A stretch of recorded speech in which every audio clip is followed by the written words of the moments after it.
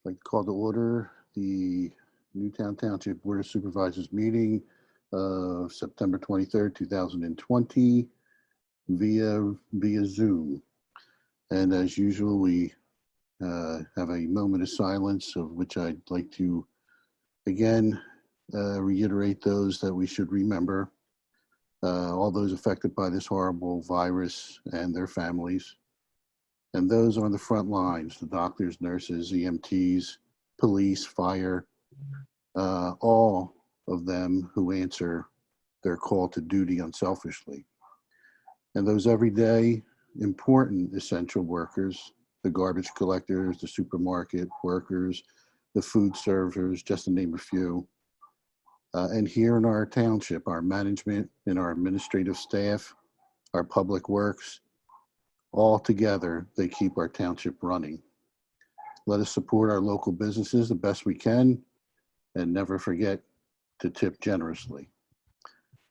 Most of all, treat people with respect and kindness, and together as a community, we will be stronger when this is all over. If we could just take a moment of silence.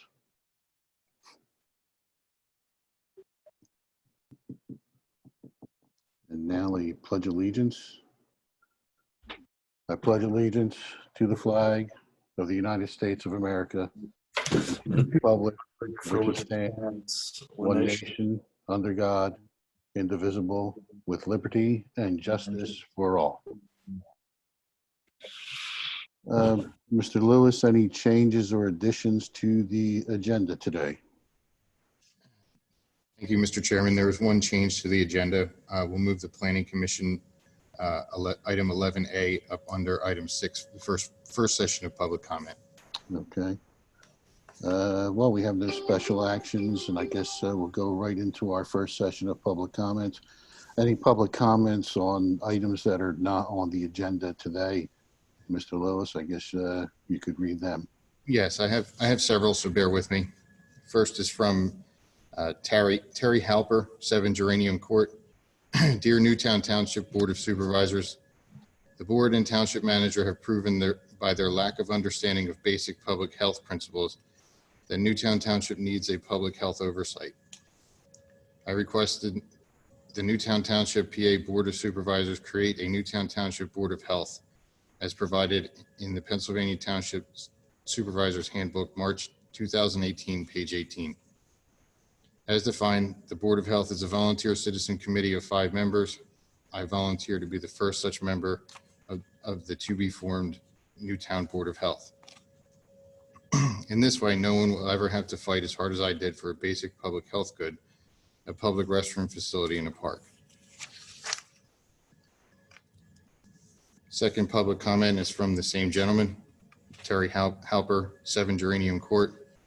Dear Newtown Township Board of Supervisors, you must provide public access and voice to the local township meetings as required in the Citizens Guide to Pennsylvania Local Government, March 2018, page 15.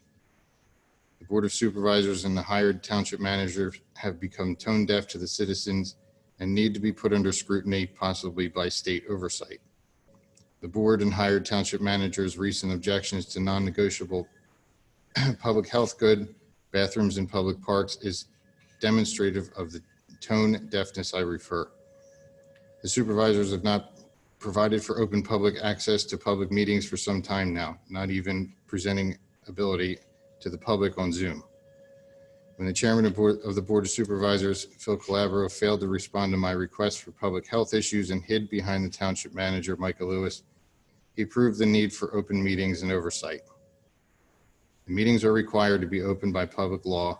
There is a state oversight committee that will be referred to next. Please reopen public meetings to the public as required by law. The current arrangement is unacceptable. The excerpt from the Citizens Guide to Local Pennsylvania Government is included for reference. Next public comment is from Joe Linkowicz, 13 Elfris Court. Given our job losses, the last thing we need is a tax increase. When the economy returns, that is the time to consider any necessary increase. Try belt tightening for now.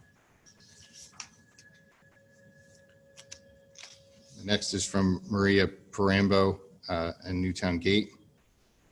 I'm asking the supervisors to consider holding live meetings now.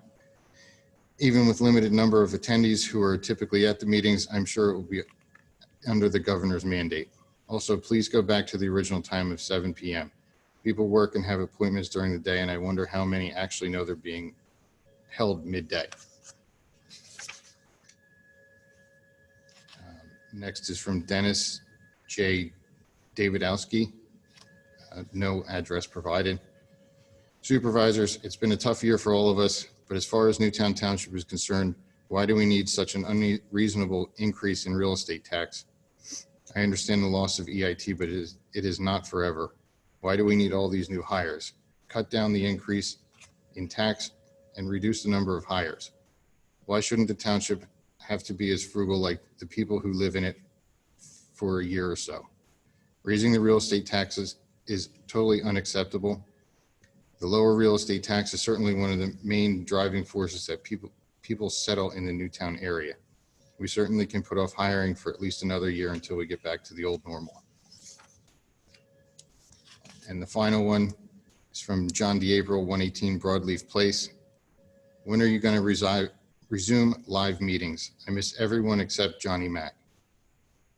And that's all the general public comments I have for now. Okay, thank you for reading those. Well, I'm missing Johnny April, I'll tell you that. Okay, well noted.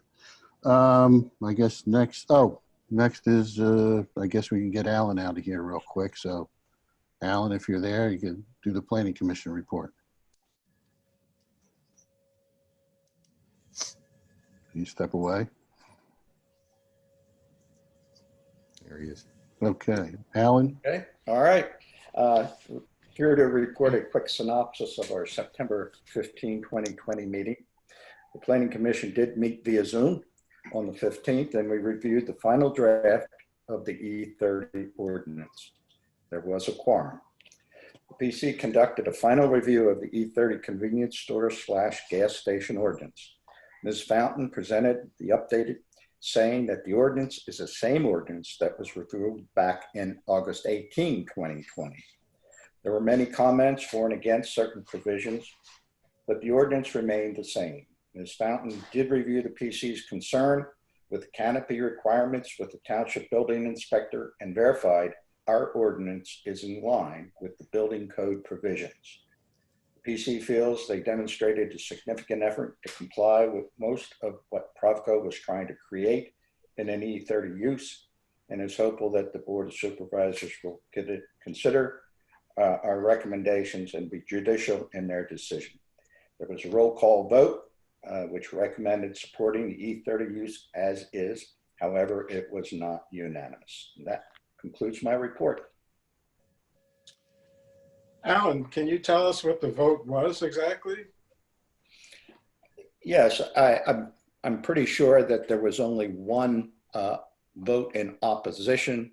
I think there were 3 of us that still had some reservations about some of the things that we hoped would have been included, but were not. But in general, we did have a plurality of people that supported the E30 use.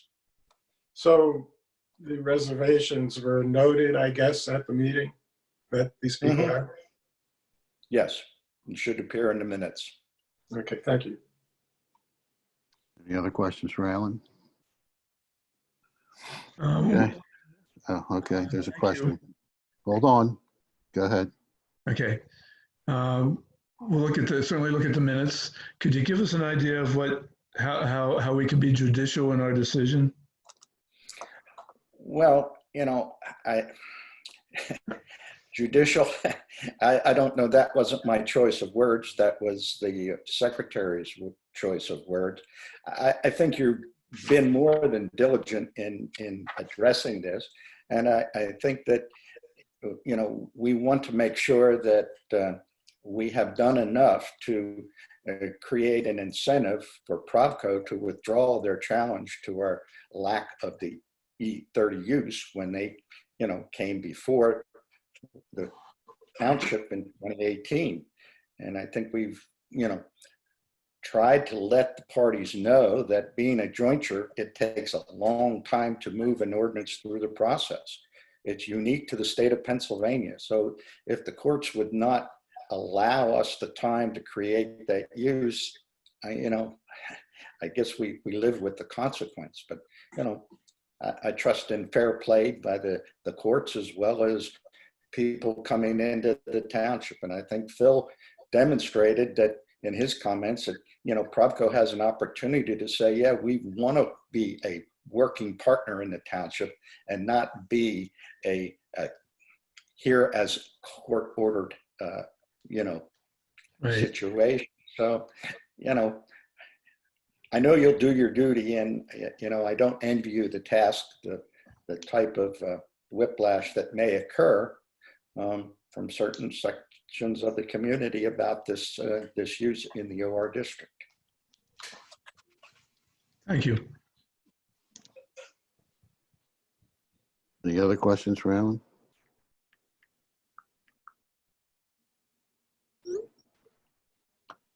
Okay, thanks, Alan. All right. Thank you. Back. Good afternoon, folks.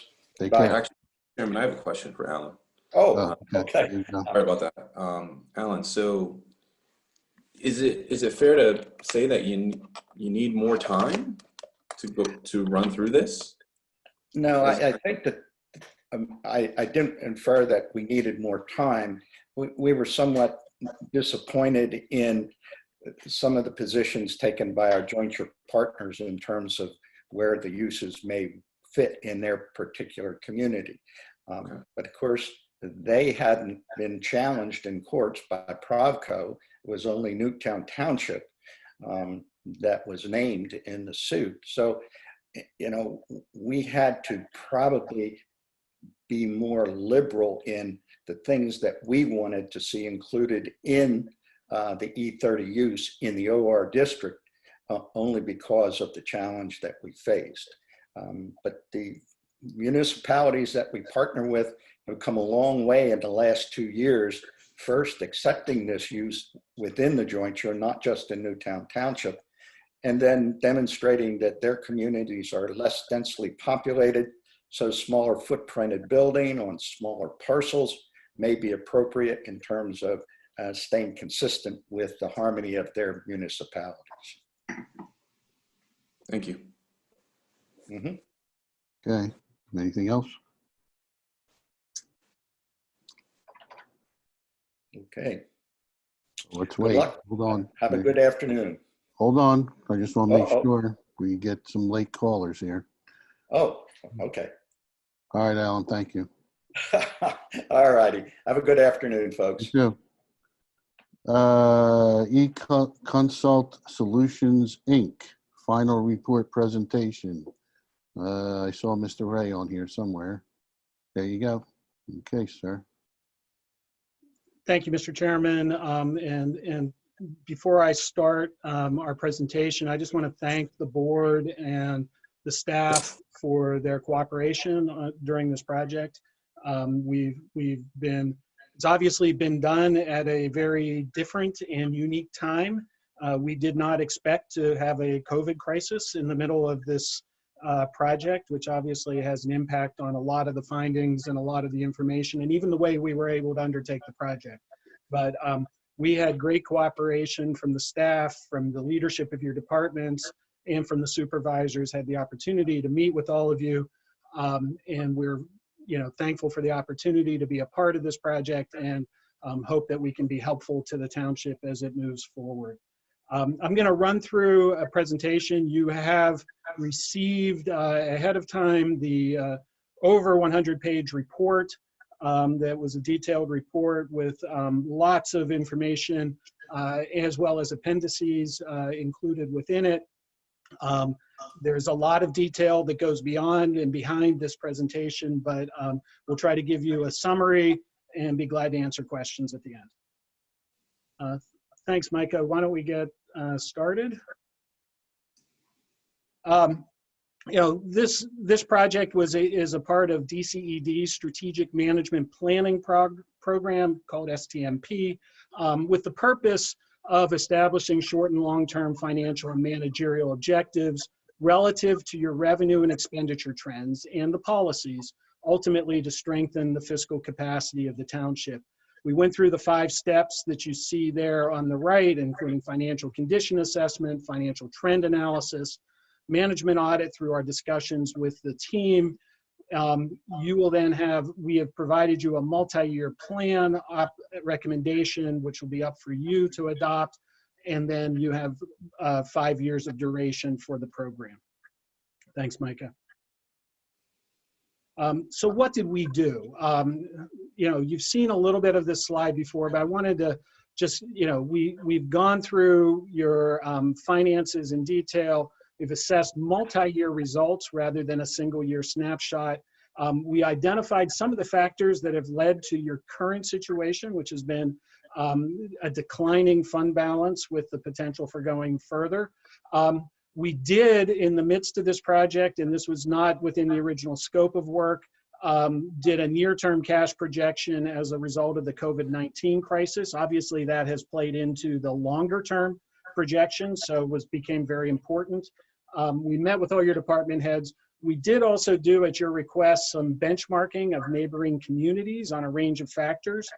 We included that within. We surveyed your residents. We surveyed the business community. And then we prepared recommendations to improve your financial position over the next 5 years. We also submitted that as a draft report, and we did get comments back from the supervisors and the finance committee, and we incorporated responses to most of those questions in our final report. There were some that we also transmitted directly to the manager, which were more in line with recommendations for other that weren't within the scope of the project. Okay. Bottom line, Newtown is a maturing community. Your explosive growth period, which was fueled by increased population, new development, the fees and the increased revenues that come along with that, has slowed. That's put pressure on your budget because also with that growth, you increase services, you increase staff, you increase the infrastructure that goes along with supporting a larger community.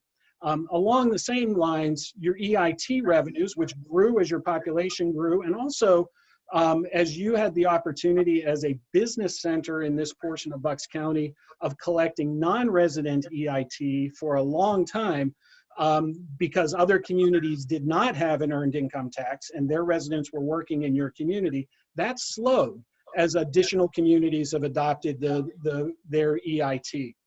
That means you lose some or all of those non-resident EIT revenues, and that has caused you, in some ways, the crunch that you face. Your township is professionally run. What we heard in the survey, it's generally well respected by the residents. Obviously, everybody has complaints and differences at different times, but you get good scores. You do have staff shortages in key areas. Your assistant manager, code enforcement officers. You're down on some police officers, and those should be addressed because those help provide the services and also are important in the potential of achieving both savings and future revenue opportunities.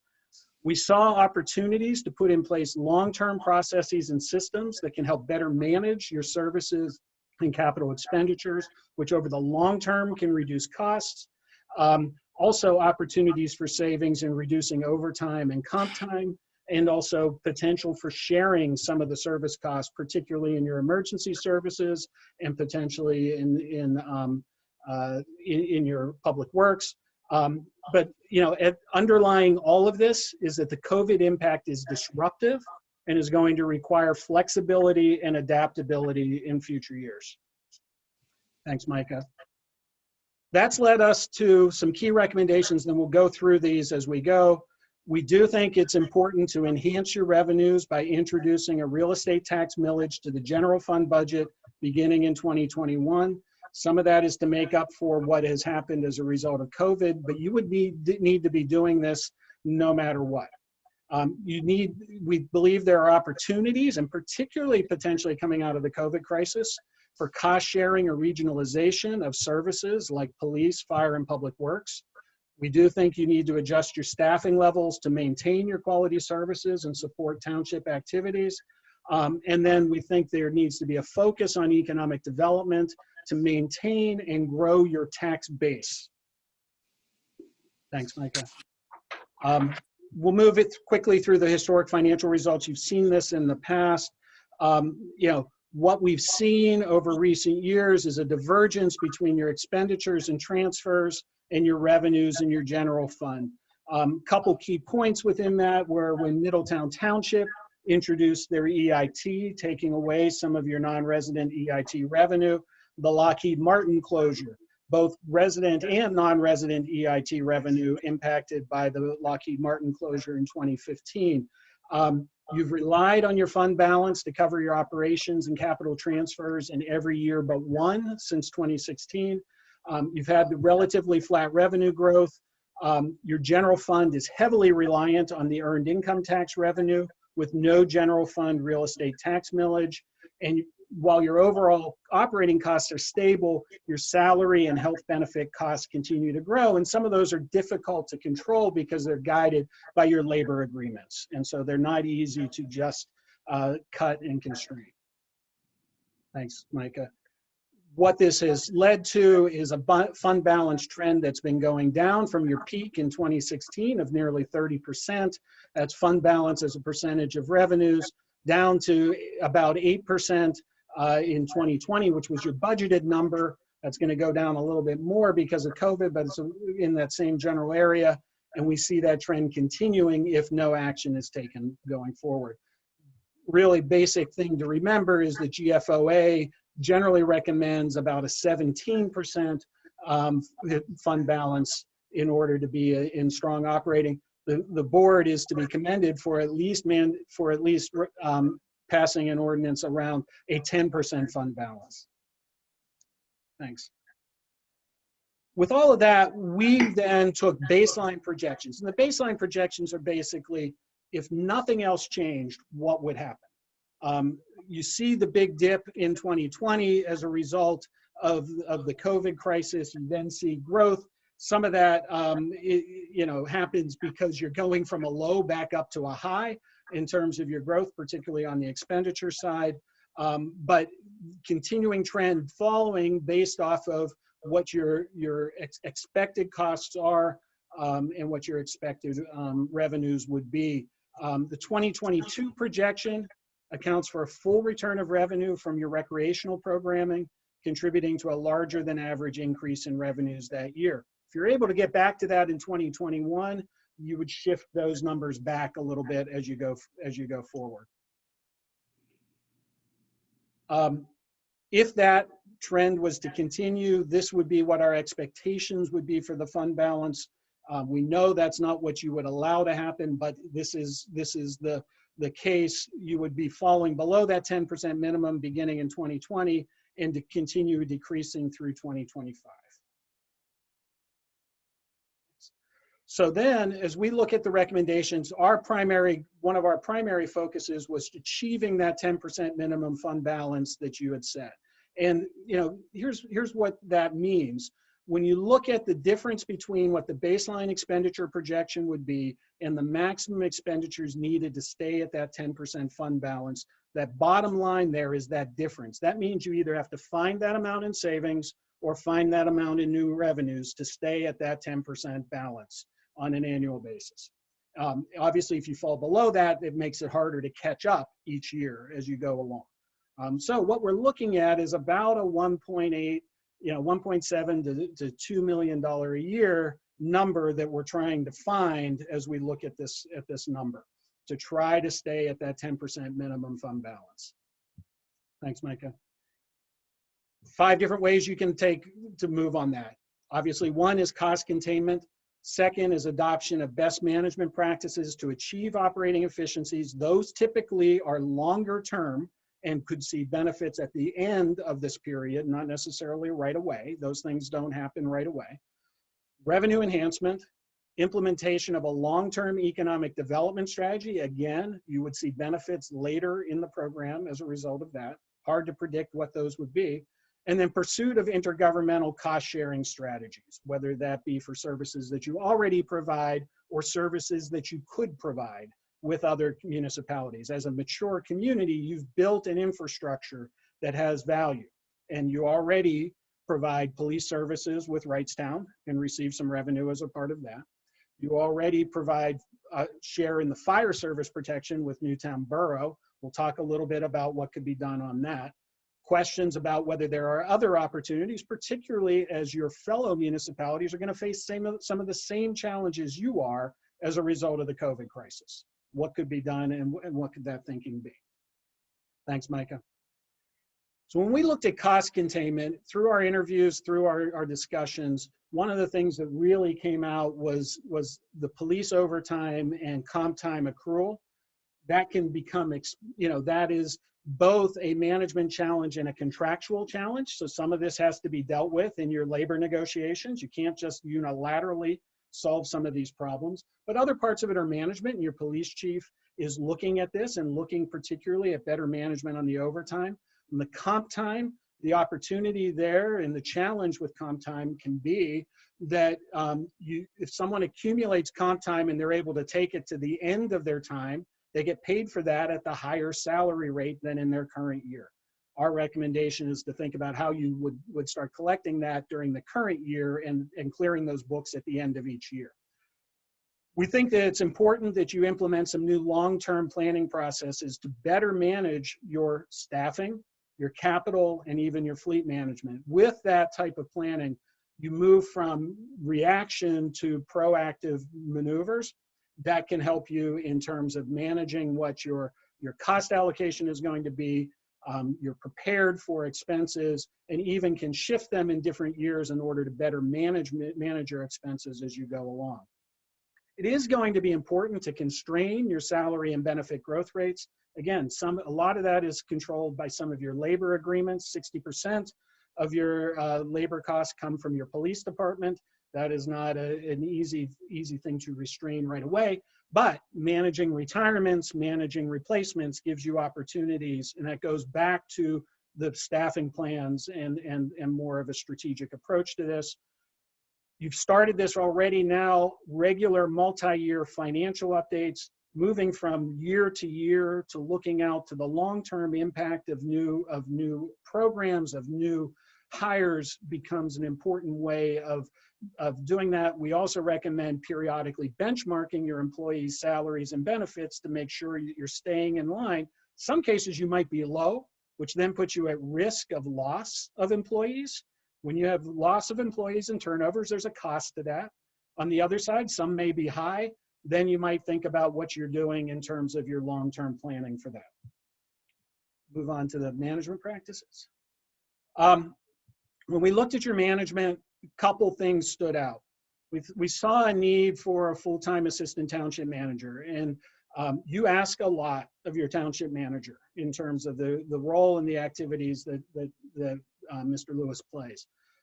With the hiring of a full-time assistant township manager, you have the ability to spread some of those roles out, but also to take on some of the other things that we talk about later, economic development, other activities that are going to be important for growing your tax base in addition to maintaining savings. Hiring a full-time code enforcement manager. You eliminated your part-time code enforcement manager during the COVID crisis. A full-time code enforcement manager both helps in terms of managing your relationships with your existing businesses. Economic development is as much about retention as it is about expansion. It also will help we would hope would be paid for itself, or at least some, if not all, would be paid for itself in terms of the fees and the fees and the licenses that would be taken advantage of as a result of having a full-time code enforcement manager. You're also running light on police officers with a need for 3 full-time police officers. We think, we did not include this in our projections. We think, but we believe that the wages could be partially offset by the overtime compensatory time accrual reductions. Part of your challenge is when you're tight on the numbers, you're going to have more overtime or comp time. because people are going to be forced in order to do that. We did think about and looked at the potential of part-time police officers. The challenge there is training and turnover makes it not an easy operational or management process and might even cost more. The last recommendation came from our discussions with the fire department and with the manager about hiring 5 full-time firefighters in 2021 to supplement the volunteers. The challenges that every community has with volunteer fire departments is people don't live close to where don't work close to where they live. It becomes more difficult to maintain that. The personnel costs would be covered by a SAFERS grant through 2023, after which the township would bear the cost. So that's all incorporated in our 5-year plan. And then we think we need to implement and regularly monitor a 5-year capital improvement plan. Thanks, Micah. On the revenue enhancement side, and I heard the comments ahead of time, never easy, but we think it is important to explore diversifying and expanding your revenues through a new general fund real estate millage in 2021. That magnitude of the millage varies depending on implementation of other recommendations. We'll talk about that as we go along. We're going to give you some scenarios, different options that you could be thinking about. We also think you should be negotiating your agreement with Newtown Borough for increased revenue from the fire services with a focus on the percentage of fire service required by the borough. And that's about 20% of your personnel costs. That can be, that's a fair share of the cost. We know that's not going to be an easy negotiation, but it is something that would seem to be logical and would help offset some of the costs of providing the fire services in the community. Thanks, Micah. On the long-term side, we see some real opportunities in economic development initiatives to help offset that shrinking non-resident EIT. And part of that is by creating business opportunities so some of your residents can be working here and not in other communities. And that becomes an important part of it. That would help on your real estate tax base. Rezone and enhance the Newtown Business Commons. We've seen in places like King of Prussia, older, tiring business parks with a refreshed opportunity can attract residential, can attract retail, can also attract new forms of office that become a more inviting business opportunity. By collaborating with your regional economic development agencies, particularly at the county level, and undertaking a publicity campaign targeting new business to the area, we think that there's an opportunity to really enhance your business environment and foster growth. We do think one thing we found as we were doing our survey, we didn't get a great response from the business community to our survey.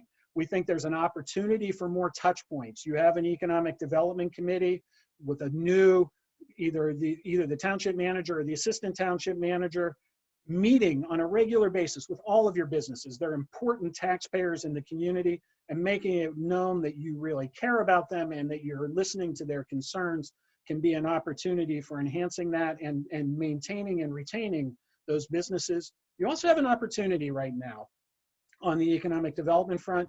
Commuting patterns are changing. Where people want to work, where people are living, the COVID crisis has upset a lot of what we thought was normal. We see that as an opportunity. One thing on this is if you were looking at it, the STMP does have follow-on programs for economic development plans, might be something to consider. We would see some increased zoning and permit revenues due to some of the increased staff capacity. Long-term on revenue enhancement, we also see negotiating expanded shared services agreements with neighboring communities. Now, this could result in either cost savings, but also revenue enhancement. If you provide the service, that becomes revenue and helps support the existing staff. We did not include any of these long-term revenues in our plan. We would expect those to happen at the end. We think that the opportunity could be, you could be reducing taxes by the end of the 5 years as opposed to adding new taxes at the end, if you were to hit any of these. So Micah, move on to the next. So from our recommended approach, we've given you 3 scenarios. Scenario 1 would be to maintain your current level of operations with no additions to your staffing level. That would require still, this is no change in what you've been doing, a 5.75 in new real estate millages in 2021. And then we wouldn't see a need to add that to 2025, and you would be able to stay after 2021 being a little bit below the 10%, you would be able to exceed the 10% through 2025 with that. So that's the baseline. You're staying as you are, you're not adding new staff. Your cost increases are basically COLA, inflationary increases for your staff, but you would still be at a 5.75% in additional millage. And we're saying all of that in the general fund. One thing to remember is you've made transfers out of your general fund to some of your special funds. You could think about whether you reallocate that and not do transfers out of the general fund and move it into one of the special funds. But you have limitations on what you can do by state law on that. Scenario 2 would include hiring the recommended staff members, reducing the overtime and comp time by 30% by 2023. So this would take hard work and negotiation, but that's where we would be going. In this case, we would see an increase of 7.5 mills in 2021 and an additional supplement in 2024 of 1.5 mills for a total millage of 9 by the end of 2025. For scenario 3, we would be looking at additional millage of 7.25 mills in 2021. Scenario 3 has the hired recommended the staff members reduce the overtime and negotiate the agreement with Newtown Borough. So the difference between 2 and 3 is the agreement with the borough for the fire services. That is the real big difference. So we would see scenario 3, which is our recommended approach, but it's obviously up to you folks as you think about where you're going, would be to take that 7.25% in the first year, not have to raise those revenues. Potentially by 2025 you would, but we believe that your long-term savings and revenue enhancements would kick in by that time, and you would be in pretty good shape. Thanks, Micah. With that 7.25%, you would still have an average annual property and income taxes per household based on the average assessed property value and assuming 100,000 annual household earnings. You would still have the lowest tax costs, average property and income taxes per household of your neighboring benchmark communities. So you're there now. You would still be at that bottom level. This doesn't include the Bucks County millage, but everybody has the same Bucks County millage across all of these. It also doesn't take into any consideration any new taxes from the school district as well. So that is one caveat there. Okay. With that, the revised financial forecast, so this is using scenario 3. The blue line takes it was the baseline forecast. The gold line is the new forecast. So you would be above your 10% benchmark through 2024. 2025, we think you would be above that. We're just not comfortable putting exact numbers on that for long-term savings and cost benefits. Okay. We got a question up ahead of time about risks or upsides to the forecast. Obviously the risks, big risk is the COVID crisis. Lockdowns return with significant business employment impact. How long that lasts can have a huge impact on this. Second one is that the EIT is adopted or expanded by your neighboring communities. If Pennsbury School District and Lower Makefield were to adopt an EIT, not saying it's going to happen, that could, you have a lot of taxpayers from Lower Makefield who work in Newtown Township.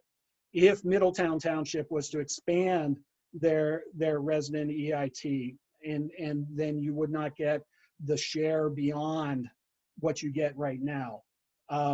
Right now you get 0.05 from Middletown. You get half of what you would get.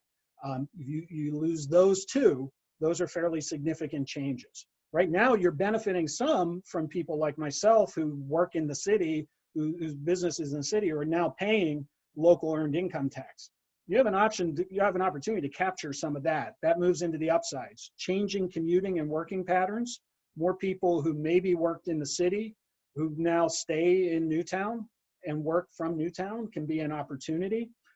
Also people who move out and move into Newtown. We did not include in here any state or federal recovery grants that may be available to communities like Newtown to offset the pandemic losses. I wouldn't bet on all of those, given what the climate has been in Washington and in Harrisburg, but those are both opportunities that could arise. And then the other upside is economic development gains. And that kind of goes back to the changing commuting work patterns, but we think Newtown is well positioned to benefit from those. Okay, Micah? Well, that's the end of my presentation. I do have a couple of extra slides if we need to go to them, but wanted to leave time for questions that I'm sure you have. So thank you. Okay. What are we doing with this report today, if I may ask? Micah? Well, can we have some questions, I guess? Well, let's see if we have to make a motion on this, and then you could ask questions after the motion is. Mr. Chairman, the appropriate motion would be for the motion to accept the report from ESI. Okay, Financial report. just accepting the report. That doesn't mean we have to act on it or anything like that. We're just accepting what they're telling us or giving us suggestions of. That's correct. Okay. Do I have such a motion to accept this report? Well, if I don't have a motion in a second, what reason is there to discuss? Because if you want to decline the report, then we can just move on. I have a Do I issue have a motion? Yes. I'll make the motion. Do I have a second? I'll second it. All right, now let's go into discussion. Okay, John, I was having trouble getting to my unmute button. go ahead. I was having a little bit of an issue with the final report versus this presentation. Because in the final report, the 144 page, is that what we're accepting or not accepting? That would be what you're accepting. Okay, in that, the recommended approach as per scenario 3 on page 107 of that report, dated 9/18/2020, it says to hire 1 full-time township manager, assistant, 1 full-time code enforcement, and 1 patrol officer. And then it said in 2022, hire 2 additional officers. The recommended scenario 3 said everything in scenario 2 plus blah, blah, blah.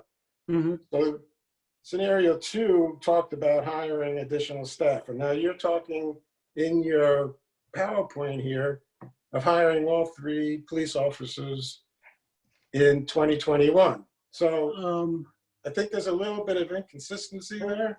Hold on. Let me just, I'm just double checking that, John. Thank you. Thanks for pointing that out. I think and if I misstated it in my presentation, we meant that there would be, the hiring would happen over those 2 years. So 1 in 2021 and then 2 in 2022. I've got Alex Sullivan and Dave Unkovic from our team with me. Alex, is that correct in how I'm stating it? That is correct. So that was my Okay, that's a big that was my misstatement. That was my misstatement, John. And I apologize for that. It is, whenever we say hire the recommended staff members, that's probably my mistake. Yes, it's our mistake on slide 16. We can, on slide 16, that should have said 1 police officer in 2021 and 2 in 2022. Okay. Thank you for the clarification. That really helps. Okay. So the report doesn't have any errors in it. I guess there were some comments suggested by the Finance Committee. I don't know if Mr. Fisher wants to talk about that. Yeah, I was going to say that I had the list of questions that were submitted by the Finance Committee, and some of those were my own. And I, as much as I could in the last 3 days since Friday, searched for answers and or clarifications around what was being asked. And it seemed like pretty much everything was in there. I think there was a comment about you should call all your figures and tables by the same designation. That's an ESI style guide thing. Yeah. You didn't really need to answer that one. But I guess I do have like 2 or 3 remaining questions. Let me tell you what I think you answered and see if I'm right. The comp time, overtime being offset by the hiring of a police officer or any other staff member for that matter.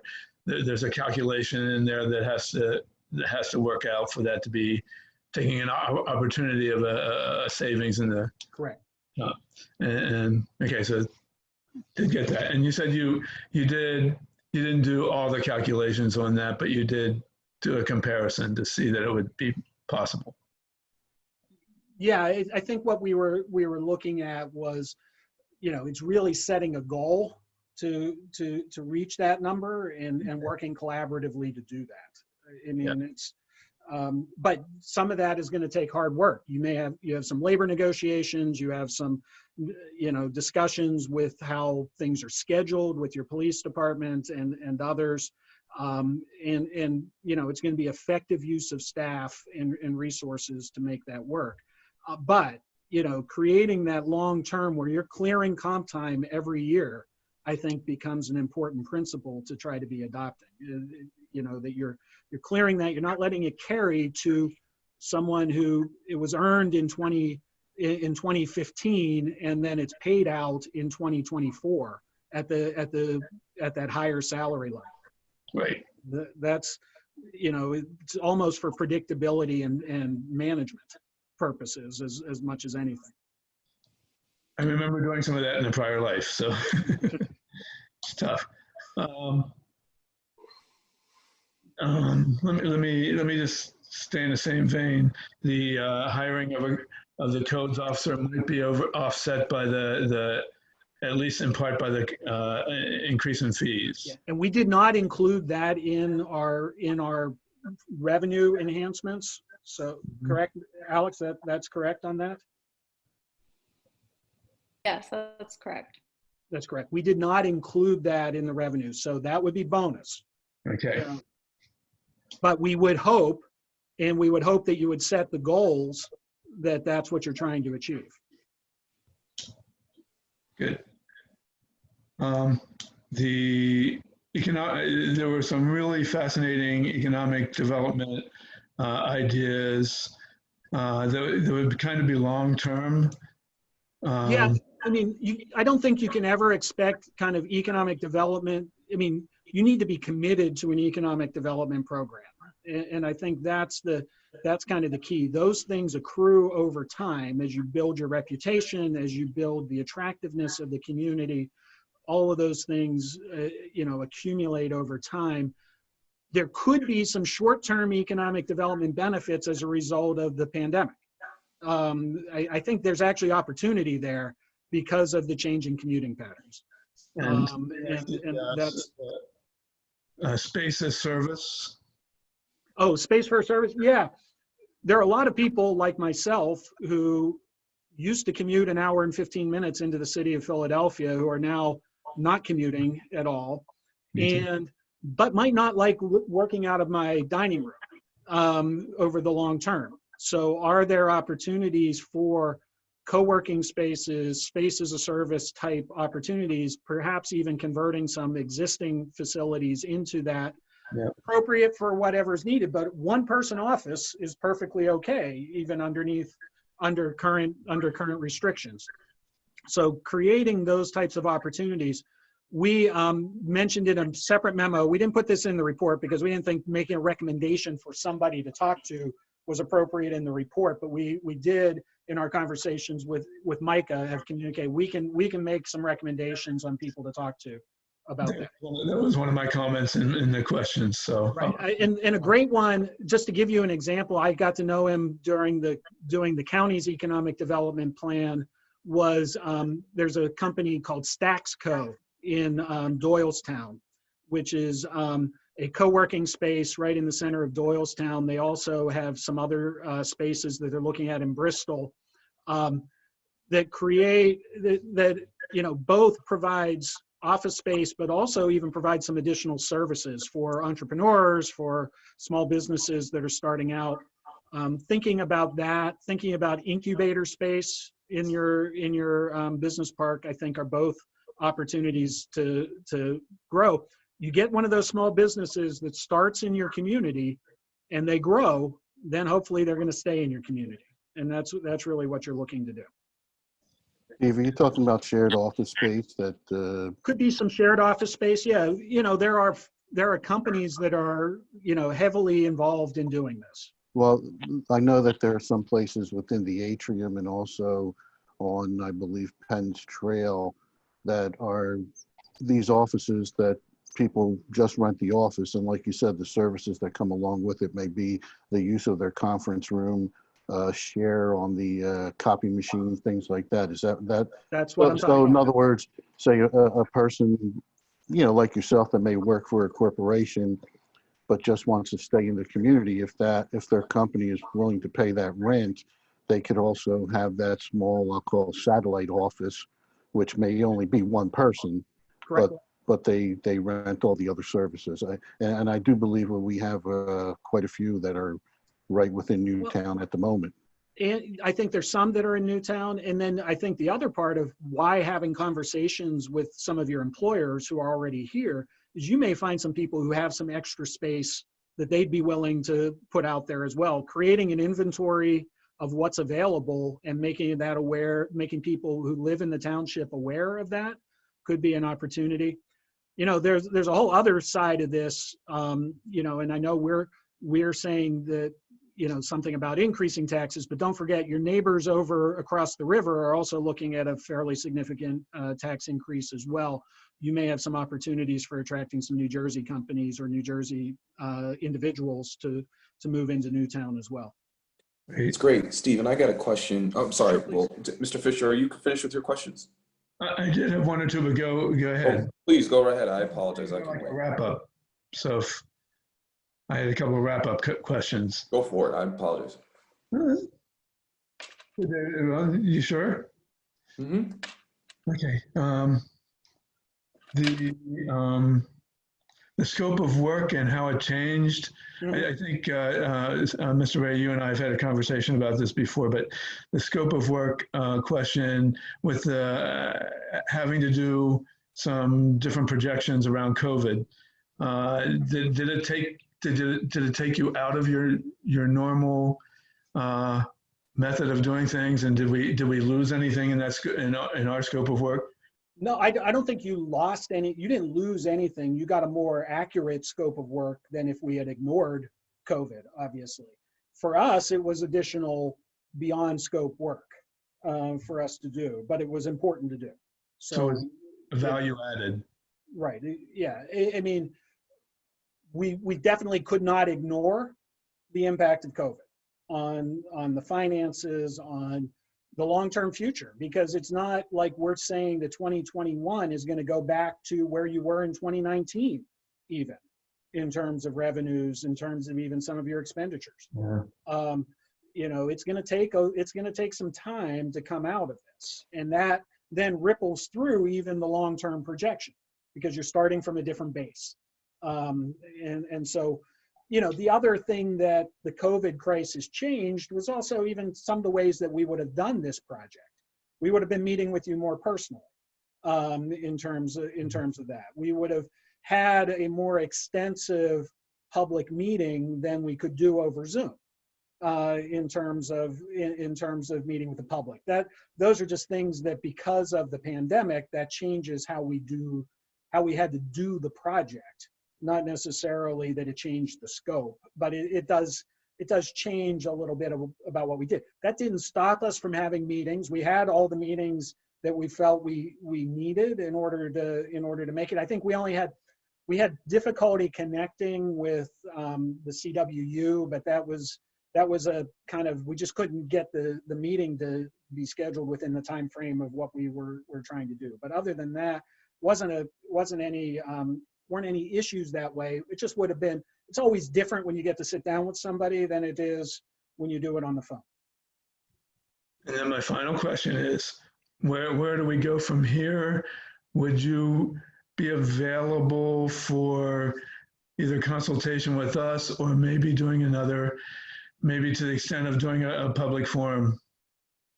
We're at, I mean, the one thing with going beyond scope is we're at the end of budget. So I have to be careful from my firm's perspective about what we can do. I'm willing to, I'd be glad to meet with you guys or with others to talk more about some of the specifics within.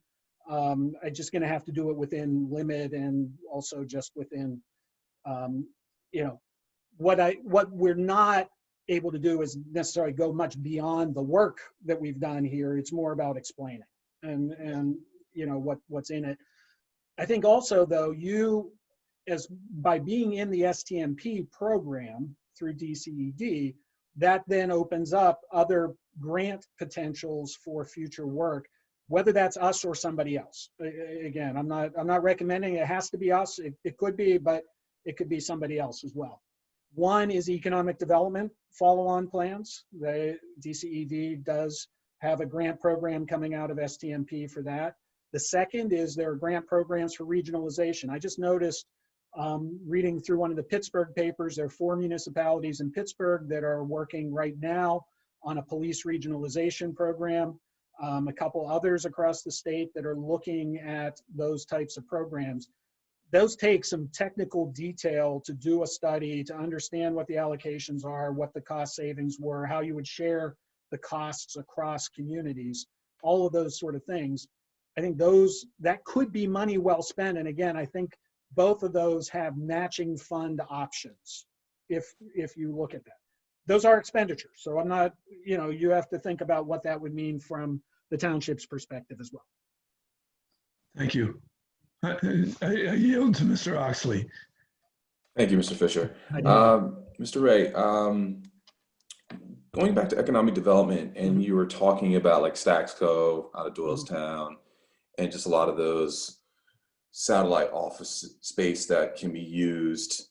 So kind of like a Regis, I guess. And we have like Mr. Calabro, Mr. Chairman said that, we already have some of those. Are there any other ideas from economic development perspective that come to mind when you were going through this report that you would think might make sense for us? I think thinking about an incubator type approach in the township could make real sense. And then the other, from an industry perspective, biotechnology, healthcare, I think is an opportunity to explore with the county. You're sitting here in the middle between the New Jersey biotech belt and the kind of Montgomery County, Chester County, but you also have the Pennsylvania Biotechnology Center in Doylestown, which doesn't have enough space for the companies that are being spun out of that. Many of those are Bucks County residents. The county is a funder of that and would love to keep those companies in Bucks County and not have them move to the city or move to Montgomery County or other places. So what was that called? Pennsylvania Biotechnology Center. It's in Doylestown. It's at right by the airport in Doylestown. Okay. It's a well-funded, I think I forget what the foundation, it's funded by a foundation. It also partners very closely, and the county's been partnering with Ben Franklin Technology Partners. The county takes a portion of its venture capital, portion of its pension investments, which were originally going into venture capital out in California. And now it co-invests that along with Ben Franklin in Bucks County companies. Okay. So there's an opportunity to make Newtown attractive to those entrepreneurs and inventors who are trying to create companies. Interestingly enough, Roseanne Rosenthal, who heads up Ben Franklin and who helped create that program, now lives in Newtown Township. Yeah, so, she's in some of our our economic development community meetings. Correct. So I think there's an opportunity. And then I think that last one is that I really think meeting with your businesses almost on an every year basis, you've got, you know, just getting a touch from either an economic development committee member, from the township manager, the assistant township manager, not code enforcement. I mean, code enforcement is one thing. That's, you know, but talking to them about how do they want to grow, what are the challenges, then being the conduit, say, to the county. They're having trouble finding workforce. How do you connect with Bucks Works?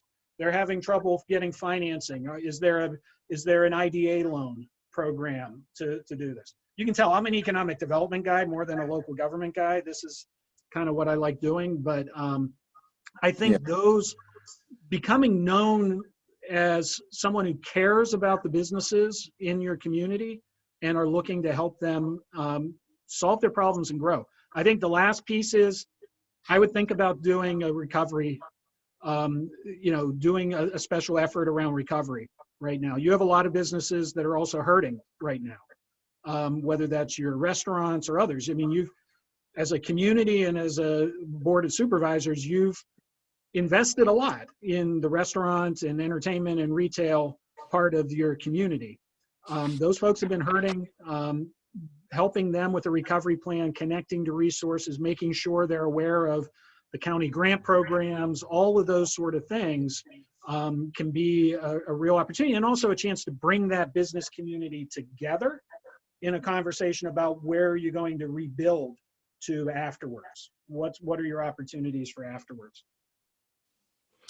Thank you. And now, when you talked about, you know, the New Jersey businesses might be looking to, you know, maybe move to a different location because of, you know, tax hikes and so forth. What's the marketability initiative around that? Like, how do we do, is there a firm, or is that something that eConso helps with in terms of trying to make it so that we can be in touch with those particular, you know, healthcare or pharma companies that are biotech companies that may potentially look to leave New Jersey and come over to PA and want to maybe if we rezone our business commons, for instance, and have an opportunity to bring them in that way. How do we make ourselves marketable in a way that we can be on a list for those particular companies? So let me give you 3 things on that. One is making your residents aware that you're kind of open for that business, because you have a lot of residents who work for Merck or work for J&J or work for those companies. Make sure that they're aware, and they're in senior significant positions. Make sure that they're aware of what's going on. Second is outreach with the county economic development. So Bucks County Economic Development Corporation, the Bucks County Industrial Development Authority. Connect with your commissioners, connect with Bob Harvey in the commissioner's office, who's kind of leading on economic development. Sit down with them and talk about what you're trying to do and build that out. And the third would be, so I think that's where you get your assistance on making sure you're on a list. They also can connect you with some of the regional. There's also the regional, which is the CEO Council and Select Greater Philadelphia, the Greater Philadelphia Chamber of Commerce. They do regional marketing. They get the calls from the corporate headhunters who are looking for new business locations. You need to make sure that they're aware of what you're doing. Wait, all right, so I'm sorry, Mr. Ray, can you repeat that last part? What was that organization called? Select Greater Philadelphia, which is an arm of the Greater Philadelphia Chamber of Commerce. Got it. Steve, could you send these names of these organizations in an Yes. email to all the supervisors and to Mr. Lewis? Yeah, I'll send them through Micah, and we can get them all out to everybody. Thank you. And then the last part, David, is I would think it, considering whether you do the STMP follow-up plan and looking carefully at that as to whether that makes sense. Again, whether it's us or somebody else, you know, is something that I think is worth doing, and thinking about that as a long-term investment for the community. What's that called in consulting world? After work or something like that? Follow-on work. Follow-on work. But again, you should put it out for an RFP. You should hire the best. You should hire the best people to do it. Let me ask you. That's great. Thank you so much. I appreciate that. Last question. I'm going to pivot to the regionalization of law enforcement or our police department. Mhm. Now, if that comes about, and say that we come together as a borough and a township and a borough, would you think there would be a need to hire new police officers at that point if we come together that way? I can My speak question to would be that a whether you bit. could do it fast enough. I think what you would want to look at is when you do that type of consolidation study, you would do a detailed staffing plan to understand where people are in retirement, where people are in terms of their career progression, and what skills you have on the force. That would help you evaluate that. Very easily could be that maybe you don't need as many. If for example, the borough has excess capacity in terms of the number of police officers, your challenge on any regionalization, and I've done this for 20 years of thinking about regionalization, is always the leadership side of it. You have two chiefs. How are you going to divide? How are you going to figure that out? So the idea is to start the conversations so that when there are opportunities, a police chief is retiring, there's a turnover in leadership someplace, that you're ready to move on those sort of things. But it's also going to be important to look at kind of the financial needs of your surrounding communities. Everybody's facing this COVID crisis in a different way. When we looked at fund balances, everybody was in a different position. There could be opportunities there. The thing that Newtown has, and sometimes you might like it and sometimes you might not, you have regional bodies already. You have a jointure.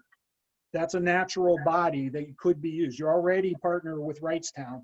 What about where's Upper Makefield? Could you do something with Upper Makefield? You know, that's a question. You already kind of share a name with the borough, and you already share on some of the fire expenditures. So you can do something with that. You've got the school district as kind of a regional body and a regional tax base. So again, thinking about all of those together, those are all different opportunities. Beginning conversations about exploring that. I mean, I'm sure your council will tell you, you also have to match up contracts. You also have to match up pension plans. You have to match up, benefits programs, all of those sort of things. This isn't easy. I'm not going to say any of it's easy, but you have to start the conversation with a plan and find out who's willing to participate in order to make it work. Does that help? Thank you. Yes. Kyle?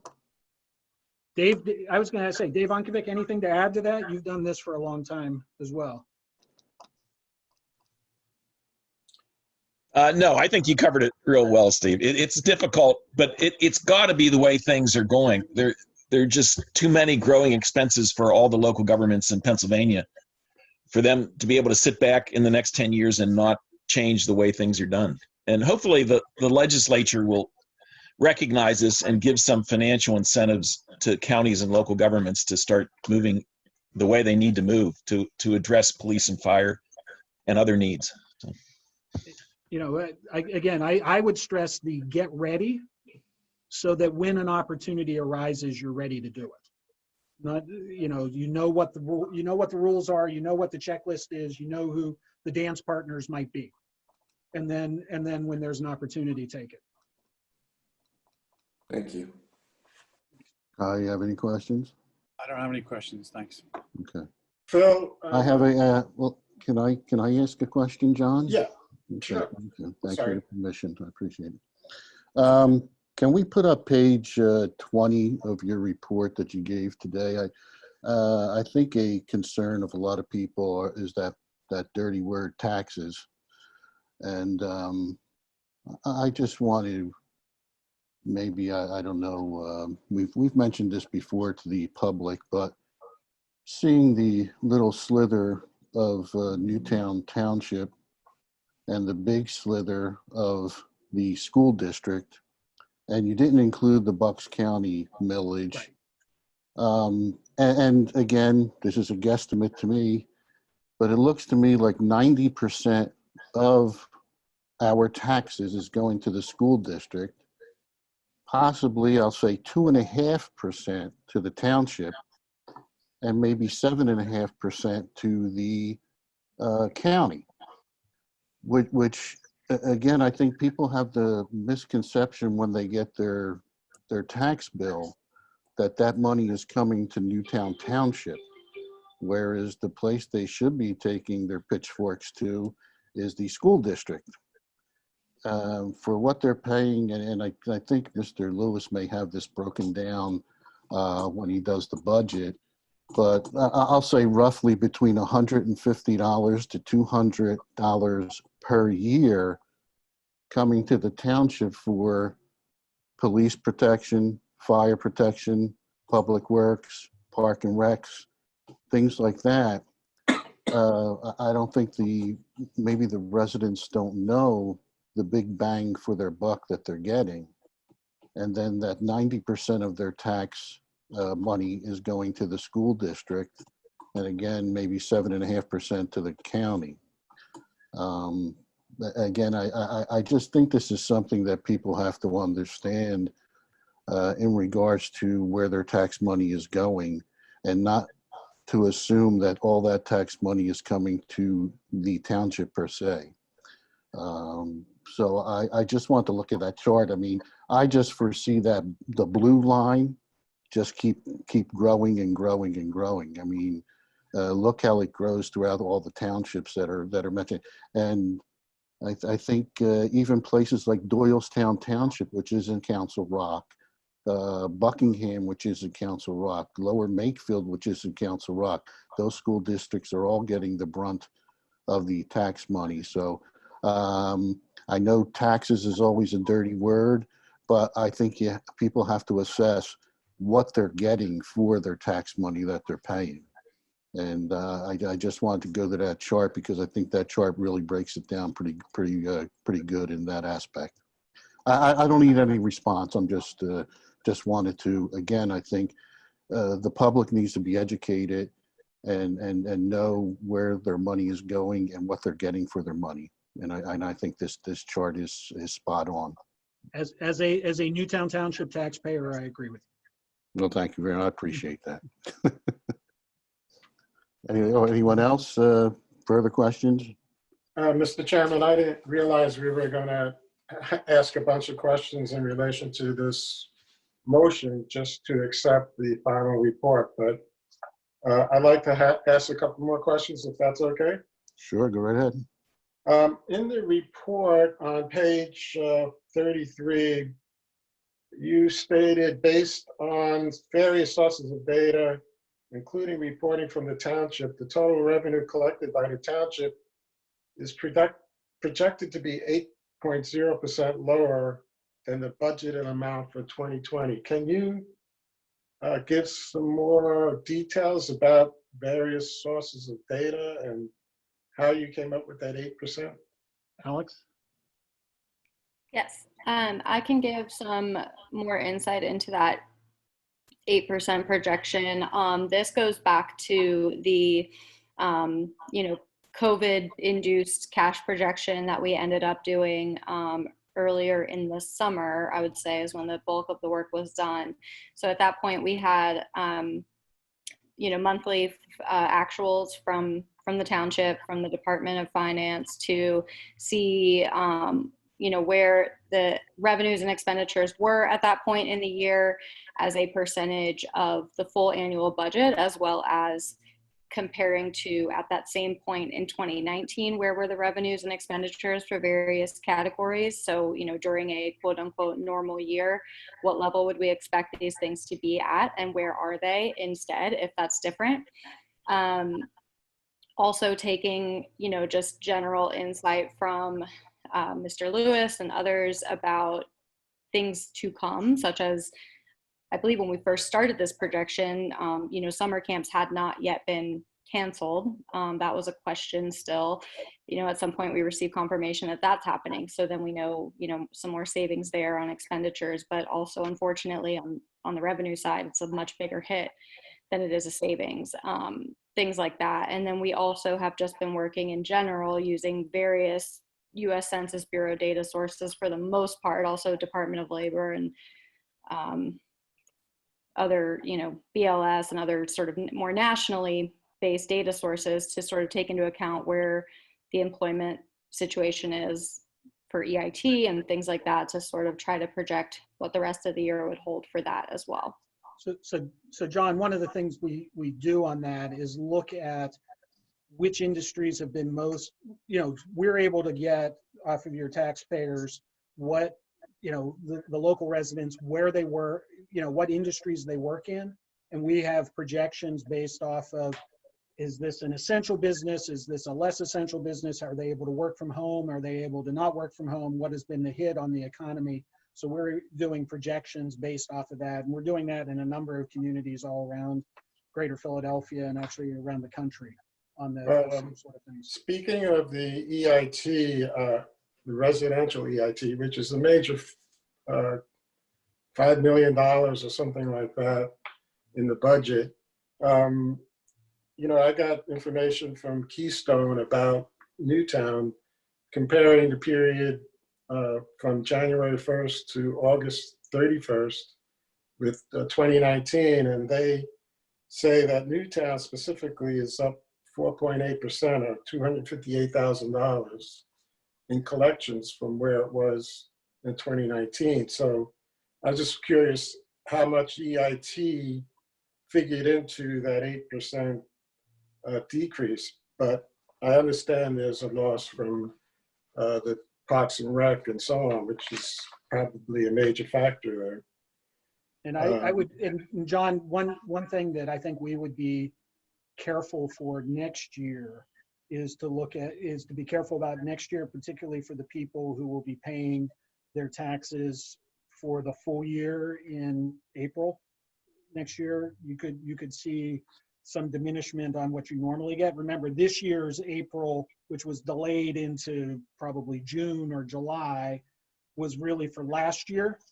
Next year will be for 2020. So that's just something to keep in mind as you're doing your 2021 budget of, will you have a hit on the full year taxpayer, those folks, oftentimes self-employed who haven't been paying quarterlies or haven't been having it withheld by their employers. That's just something to be on the alert for, and one of the things that we're cautious about for our 2021 projections.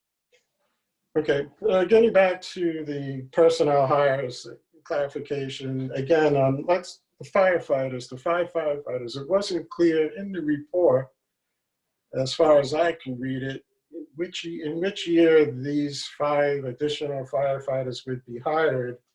It seems like you want to hire them all in 2021. Is that, I've read your recommendation anyway, is that correct? I think Right. recommending that they're hired upon achievement of the SAFERS grant. The SAFERS grant, have we applied for a SAFERS grant? I don't recall that. You said we have. Yes, we applied for that. And what's the status of that grant? Is there any status update on that? Mr. Chief Forsyth can go into further detail of that, but it's in, I think it's the 4th round of awards, and several communities around us have been awarded, but we have not yet. And what happens, what's the cutoff date where we know we didn't get anything? I don't know that exact cutoff date. I don't know. Maybe Mr. Forsyth can probably speak more intelligently to that than I can at this moment. Yes, Chief, is he here?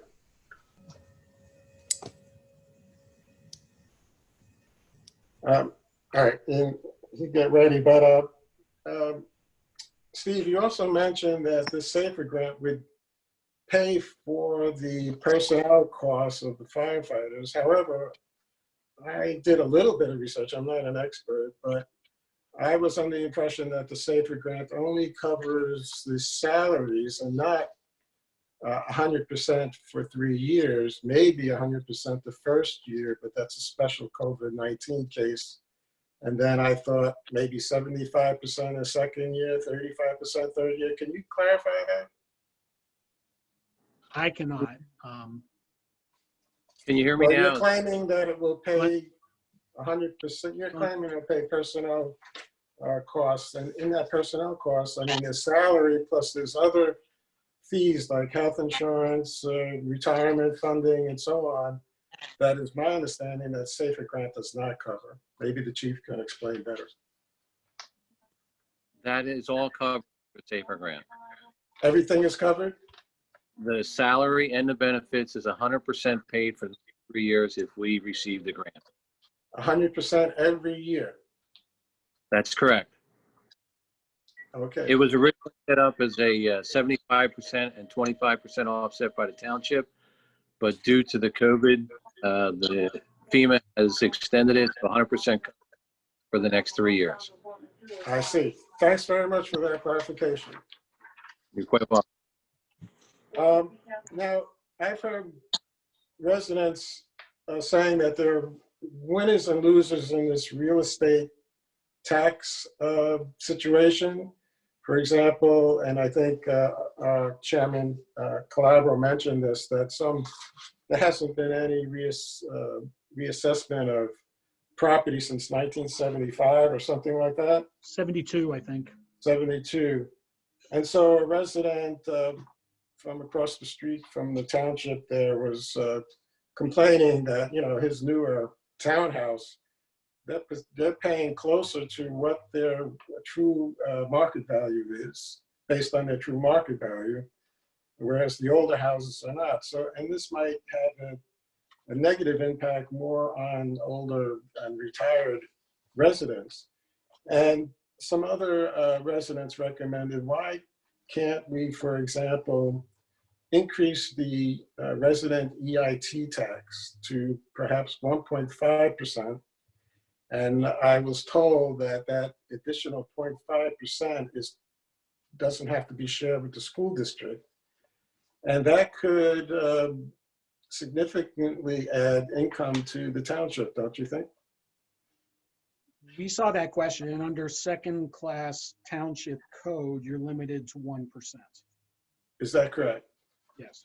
Okay. We checked that with Micah, who also, I think, checked it with Mr. Sander. Okay, the last question I had was, you recommended these staffing increases, and you didn't recommend any staffing increase for the Public Works Department, which according to the citizen survey is the activities of the Public Works Department in terms of like street repairs and things like that, street cleaning, snow removal, they were like at the top of the list of things that residents thought needs improvement. And whenever I've asked about, you know, repairing potholes, when residents complain to me, you know, I was told they, you know, we have to get around to it when there's a staff available. Right now, they're out mowing the grass or doing something else. And you know, always get this impression that we're understaffed in terms of public works. So why don't you recommend hiring, you know, maybe 1 or 2 more people for the Public Works Department? I think we cover that really under the long-term staffing plan, that you're taking a kind of a holistic look at all of your staffing needs and trying to determine both how they're being used and what might be the future needs based off of, you know, you connect that staffing plan to your capital plan, to your maintenance plan, you then have the opportunity to right size that staffing need. That was, well, why not do this sooner than later? we did not go into that in terms of that detail for the. Did you talk to the Public Works, the head of the Public Works Department? We did. And he had nothing to say about that? Alex, were you in that call? Yes, I was. You know, he did say that resources are stretched. That is generally what we heard in nearly, if not every meeting that we had. I think, you know, we do show in a lot of the benchmarking charts throughout the report that in general, resources are stretched thin across departments. So we had to sort of pick and choose what are some immediate needs for the township to be able to implement some of these bigger changes, which we felt, you know, was giving some relief to the manager with an assistant manager, adding to the police force and things like that. But we, as Steve mentioned, you know, we cover that in the need to regularly benchmark where your staffing levels are and where you might need to add staff on a yearly basis, which can begin right now as you're going through the 2021 budget process. Yeah, Well- I'm sure personnel issues will come up when Mr. Lewis does the budget. Yeah, I agree that the Public Works Department, I believe it's nine persons or that cover an area like our township. And in regards to them being understaffed for what they have to do, I think they do an excellent job. Could they use more people? I'm sure we'll hear that when the budget is presented to us. I'm sure we'll hear from all different departments that they need additional staff. But that's something that we'll have to attack when we see the facts and figures, so to speak. So, Fine, I'm just asking our consultants why they didn't recommend, a staffing increase in the Public Works Department. I think But, that he made a holistic staffing. He just didn't break it down by Public Works. But again, that's something we can attack when we get into the budget I time. don't know what holistic means in this situation, but in any case, you also recommended that what's going to be needed and quickly is this agreement with the borough regarding the sharing the 20%. They need to pay us 20% of our expenses for our full-time firefighters. How realistic do you think that is to be able to achieve when I know this has been going on, this discussion has been going on for several years with the borough? I'm asking the consultants. Steve, I'll say, we, for 2021, in our revised projections, we factor in 10% reimbursement from the borough for personnel costs, which is the basis that we're using. Our recommendation is to pursue 20%.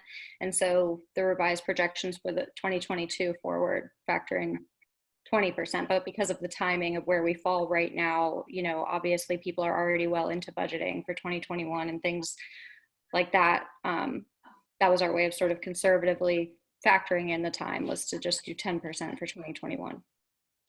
I can understand how the fire department works better. I mean, obviously our fire department might also be called out in other townships and municipalities. Would they be asking us to share somehow, or asking them to share expenses as well?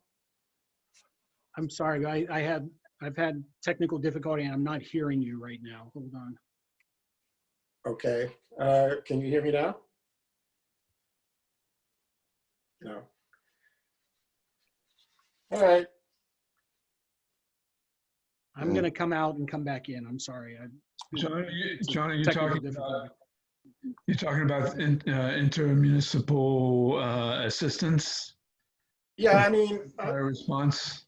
Can I say? sorry. I understand the consultants are consultants, but I've been doing this for a while, and I know that what we have to do is sit down and talk with the borough. 20% of the calls go to the borough. When our firefighters leave our township to go to the borough, technically the borough is getting paid firefighters to handle their issue, of which our township residents are paying taxes to pay them.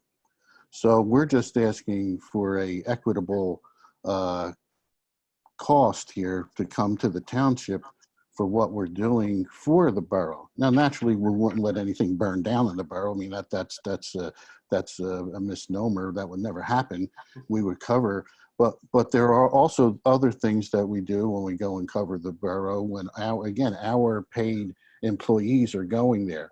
So we're just asking them to be compensated for the time that is taken up by our paid firefighters to go into the borough.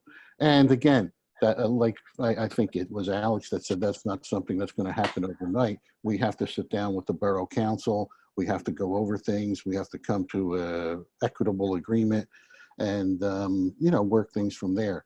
But I think that it's just not fair that they're getting our paid firefighters during the course of the day, because we cover the township and the borough from 6 to 6. So 12 hours. And if our firefighters are in the borough, that means the township is not covered at that particular time. So we're just asking for the equitable, but to answer your question, we have to sit down and we have to talk and we have to hash things out with the borough council and whoever else they may think is important enough to go over this issue. But basically, the only thing we are able to do is ask. We're not, can't force them to do it. Absolutely.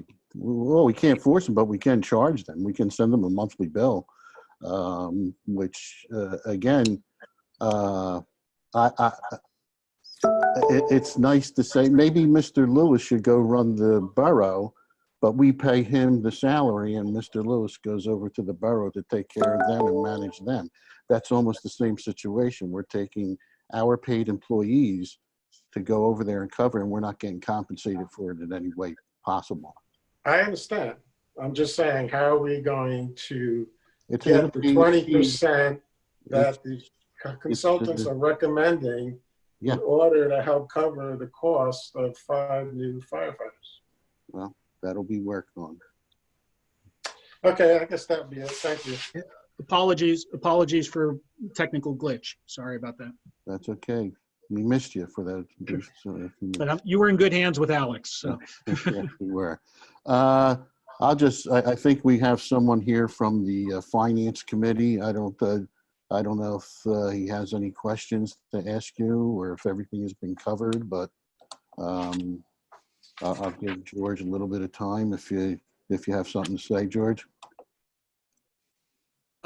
Just in general, I'd like to comment that the committee was very pleased with the report, and we felt that we picked the right company to do the work, and we're looking forward to working with the Board of Supervisors and Micah in any way possible to give our opinions and help along the way to implement some of these great ideas. Excellent. That's it. We look forward to working with the Finance Committee also. I guess moving right along, we do have the motion and second. Any other comments from the public, Mr. Lewis? I do. I have a few. Bear with me. One's fairly lengthy. This one's from Frank McCarran, 42 Rittenhouse Circle, Newtown. I wish to make a factual correction to a statement made by Mr. Ray of eConsult to the Board of Supervisors as included in the minutes of the Board of Supervisors for its meeting on August 17, 2020. In the last paragraph of section B on page 3 of the minutes, there's reference to Mr. Ray having stated that one public Zoom meeting was already held and such a meeting was public review opportunity. As far as I'm aware, Mr. Ray was not a participant in this meeting and only subsequent to this meeting became project manager when the project manager, Dan Connolly, resigned from eConsult.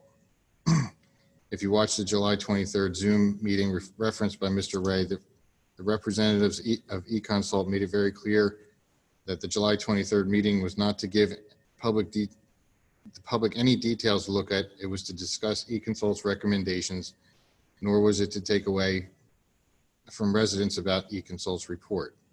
Mr. Connolly said that they were not at this point of the engagement. Rather, eConsult was there that day to hear from residents about what was important to them and ideas for improvement.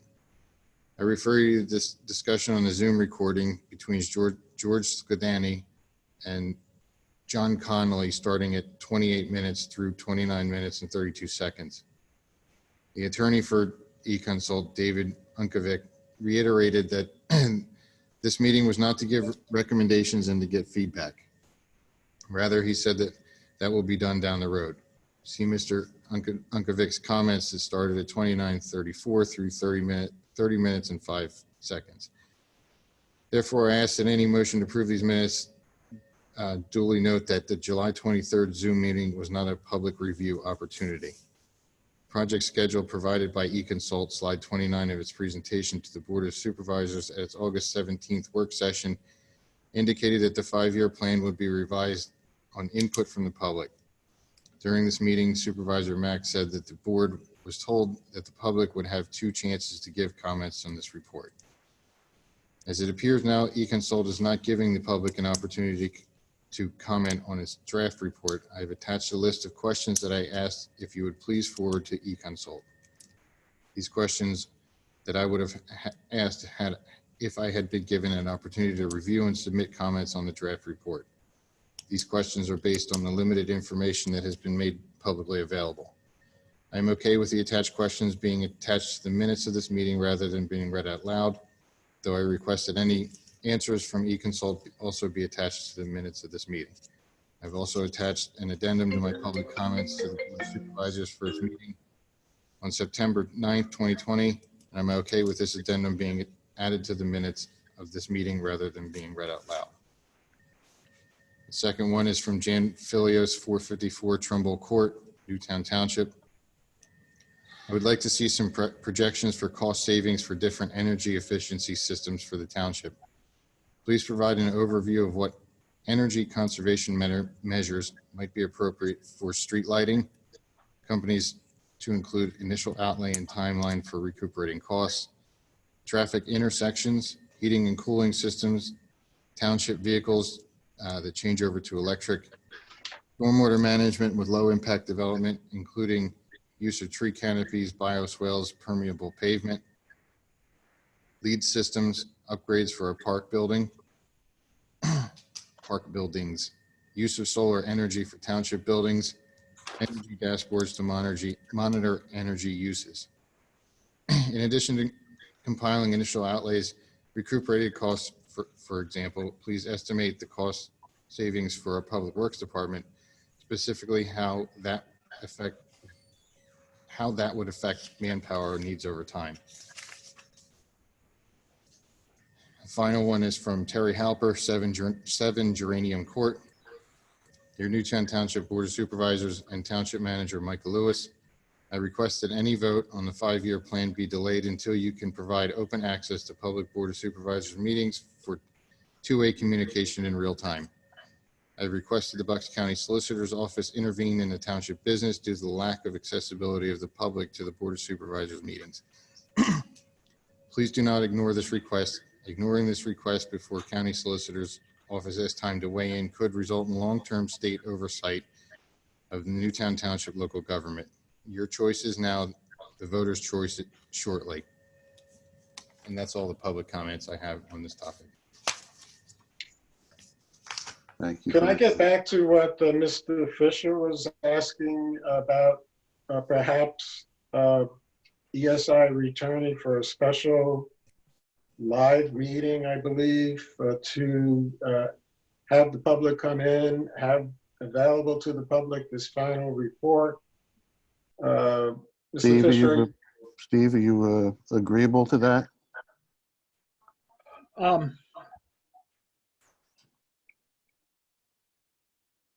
Yes, but I would like probably to talk about what the length of time and the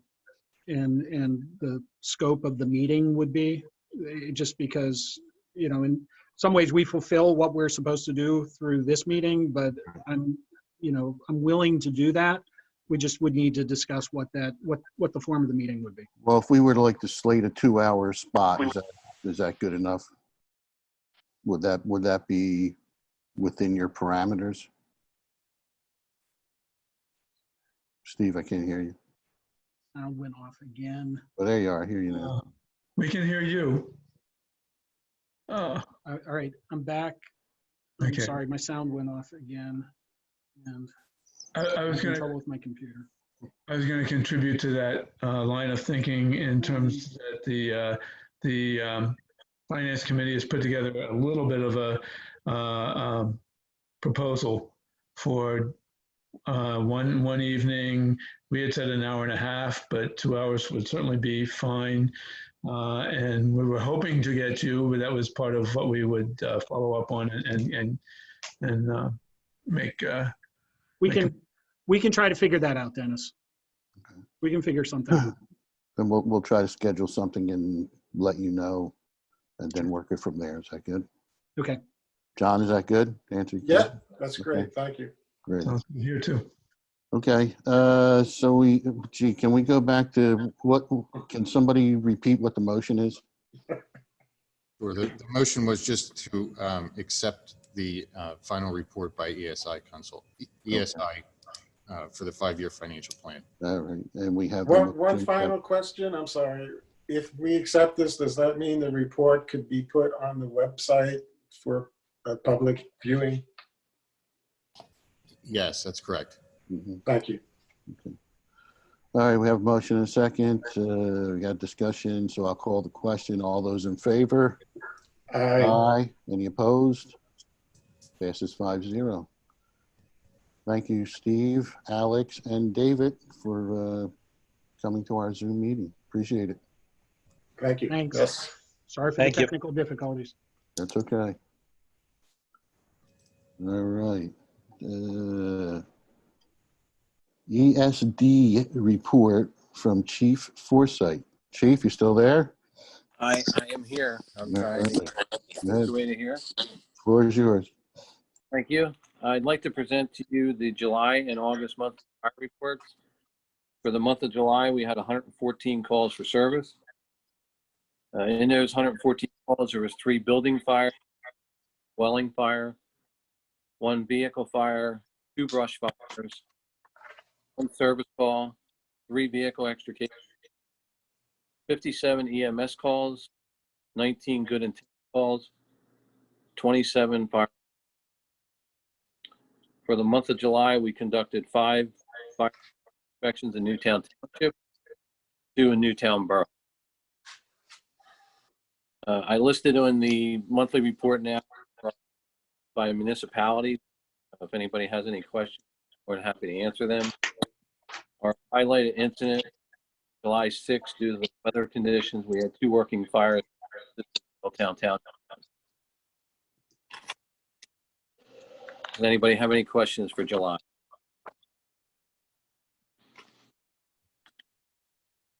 Questions for the chief? I have a question that I'll wait until August is done. Okay. For the month of August, we had 90 calls for service, 2 building fires, 3 dwelling fires, 1 brush fire, 1 service call, 1 vehicle extrication, 43 EMS calls, 6 good intent calls, 33 alarm systems. For the month of August, we conducted 82 fire safety inspections in the township, and our highlighted events were the 11th, we responded to a working fire with Langhorne Middletown and Middletown Services, and August 13th, we responded again with services on another building fire. That is my report for any questions? Okay, questions? My question was comparing August fire inspections to July fire inspections. There's a big jump. Was that due to COVID? Maybe not doing so many fire inspections up until July? That has all to do with COVID. We're trying to catch up for the several months that we were not doing inspections. So I'm sure for the next several fire safety inspections will be higher.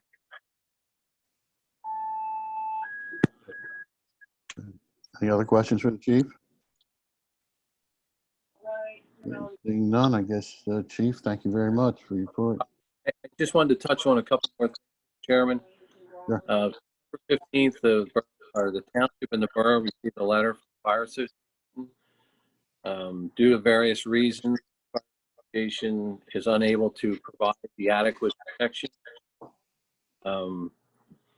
I can tell you that there's been some concern that the fire is not responding to calls. That is not the case. There are several points in the fire service agreement that require a certain amount of response. The Fire Association is struggling right now and wanted the borough and the township to be on notice that they were struggling, so no concerns about the fire service agreement.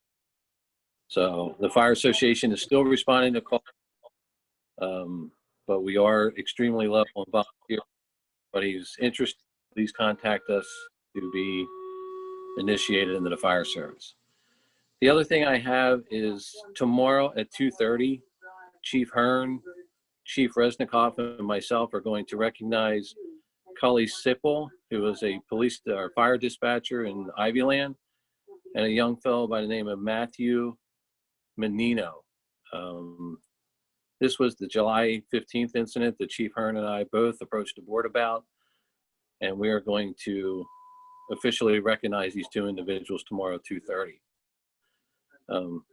This was a 15-year-old young man who performed CPR on an individual that he was there to give a price to mowing their lawn. And the dispatcher was a training dispatcher that talked him through the CPR process. So they will both be acknowledged tomorrow by the emergency services of Newtown Township. The only other thing I have is on Friday at 2 p.m., we are going to have our first meeting with Newtown Borough. So hopefully this will initiate some discussion into the future of the fire service between the township and the borough. That's all I have. Okay, thanks, Chief. Okay, I guess moving right along, we do have a public hearing, consideration of the JMZO amendment to provide for motor vehicle fueling and convenience store use, E30. I think, Mr. Sander, this is your gig here. Thank you, Mr. Chairman. It would be appropriate to ask for and accept a motion to open a public hearing on this ordinance. So moved. You need a second here? Yes, sir. You need a second? Second. Okay, motion to open and a second. All those in favor? Is there a discussion first? To open the hearing? Open Sure. the hearing? What do you want Yes. to discuss? Opening? I would It's not- make a motion that we not open this hearing until we can have a true public hearing with residents in attendance, because this is a very important and controversial issue. And to not have residents being able to go back and forth with us in person, I believe we're not having a public meeting then. Okay, so your simple motion is to table this motion. Yes. Okay. Until we can have a Do I have a regular second? Okay, meeting about it. do I have a second?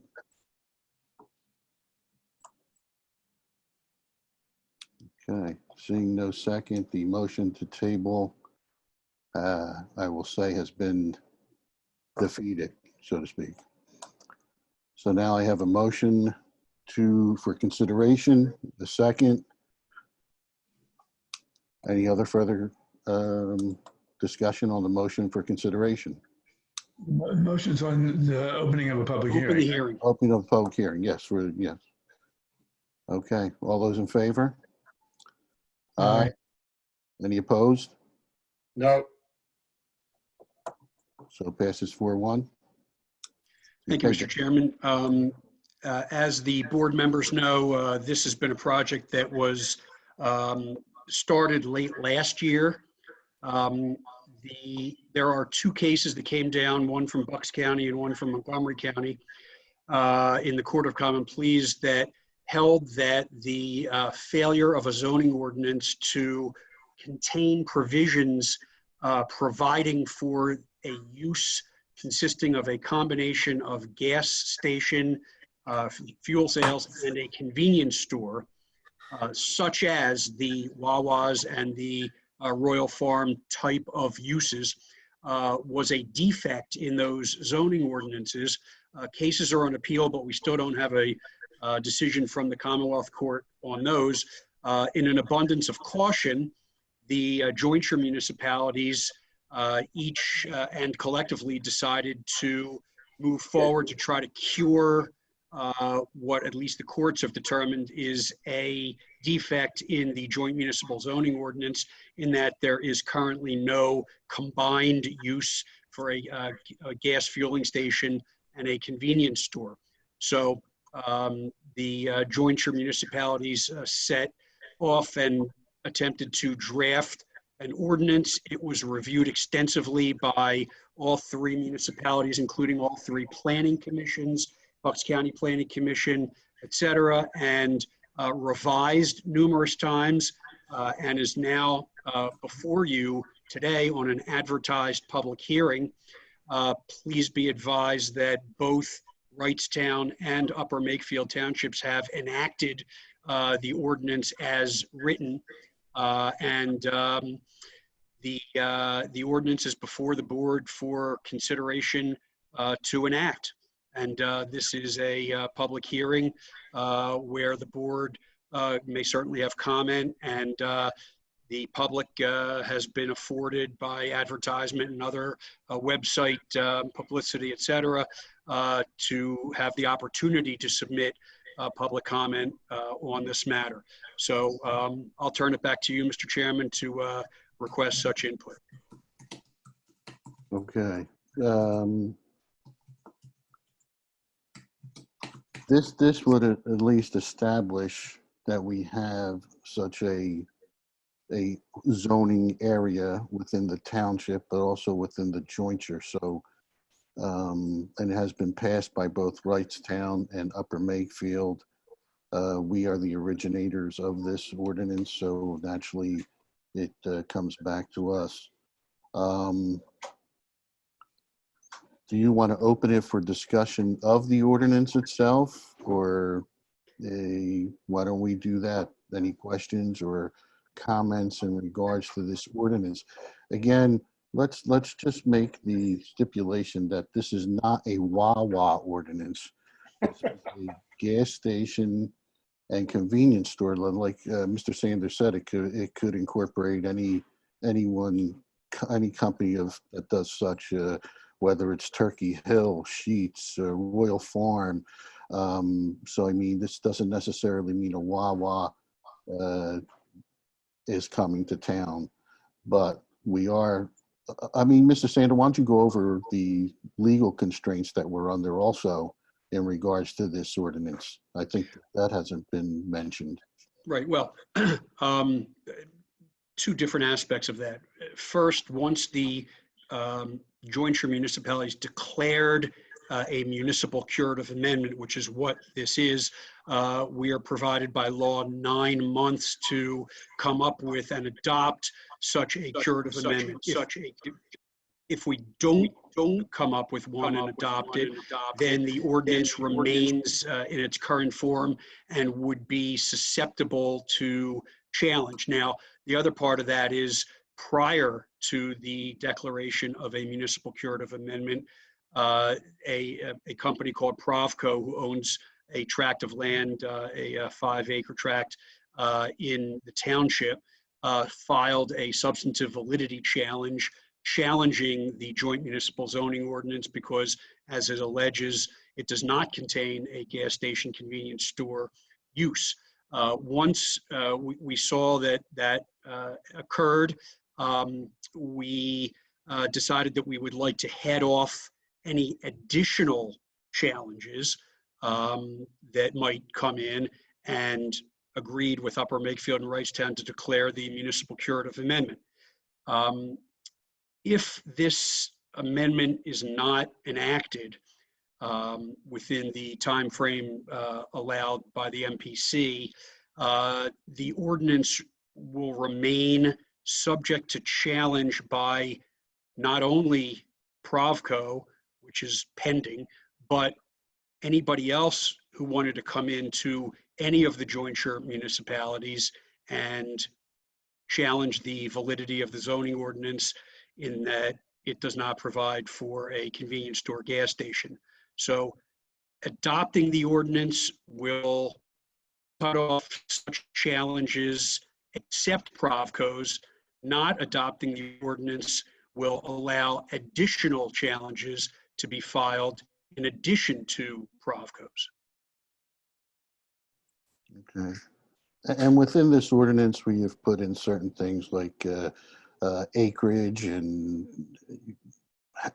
the buildable land that it can be on and so on. If we do not pass this, if it doesn't go through, does that leave it open for, I don't know, any gas station convenience store to come in and basically say, we want to go in that spot, and we don't care if it's not 4 acres or 2 acres or 3 acres. I'm just using these arbitrary numbers. But could that be done by a company that wants to come into this town and put it in a specific spot that we really don't want it to go there, but since we didn't stipulate it and we didn't pass any kind of ordinance, can they do that? They would. The answer is yes. They can try. They would have to file a challenge to the validity of the zoning ordinance, similar to the one Provco filed. But again, if this ordinance is enacted, they won't be able to challenge the ordinance on those substantive grounds. If it's not enacted, they would be able to challenge the ordinance on those on a substantive validity challenge. And the zoning hearing board would have to decide it, and then it would have to go up on court. If whoever lost would probably appeal that. And again, 2 common pleas courts, one our own and one a neighboring court in Montgomery County, have already declared zoning ordinances unconstitutional for failing to contain and provide for this combined use. And this would also leave open Wrightstown Township and Upper Makefield, but that technically would not be protected if this were not to go through. That is and it would correct. also be susceptible to someone coming in and doing such a thing. That's correct. What would a proper motion be at this point? Proper motion would be, if the board is of a mind, it would be to enact the ordinance. And Mike, I don't know if it has a number yet, but enact the ordinance amending the joint municipal zoning ordinance under the curative amendment, a municipal curative amendment to establish a use E30 motor vehicle fueling and convenience store use and accompanying regulations. Okay, so I have such a motion. So moved. Do I have a second? Second. Second. A motion, second. Any further questions for Mr. Sander? Yeah, if I may. Sure. You're muted, Dennis. Yep. No, he's there. I'm good. I just wanted to clarify that this is something that's throughout the jointure. Our jointure partners have designated areas in their township that qualify for this. It's not land development. This is merely satisfying that validity challenge. Saying that, and the fact that with some reservations, maybe the planning commission pass this on to us, and I think it's. I know we spent a lot of time going back and forth with straightening out all the parameters of this, and Chairman Calabro really made the point that there's all kinds of what do you call them, dimensions of the land of the use, that lot sizes and setbacks and all those things that are important to codify before someone could do what they want without our input. So that's the reason I favor passing this ordinance. Any other questions or statements in regards to this motion? If I may. Yes, sir. I understand the need for the corrective action on the zoning. I feel like we're giving this kind of developer exactly what they're looking for. The OR is mostly along the bypass. There is still some land left there. I think we're giving them too many pumps and too much acreage. And I think we should probably have considered moving into LI or OLI. I think putting it right along the bypass just makes it more attractive for everyone who might want similar use that comes along. So I don't like this change. That's it. Okay. Anyone else? I have to agree with Mr. Davis. And as far as when somebody makes an application for this, and it will be Wawa, let's not kid ourselves, they're going to go not first to the Board of Supervisors to approve or not approve as a conditional use. They're going to go to the zoning hearing board for a, what's it called? Dave? Are you talking about a substantive validity challenge, or are you talking No, about no, a no, variance? no. Oh, special exception. Special exception.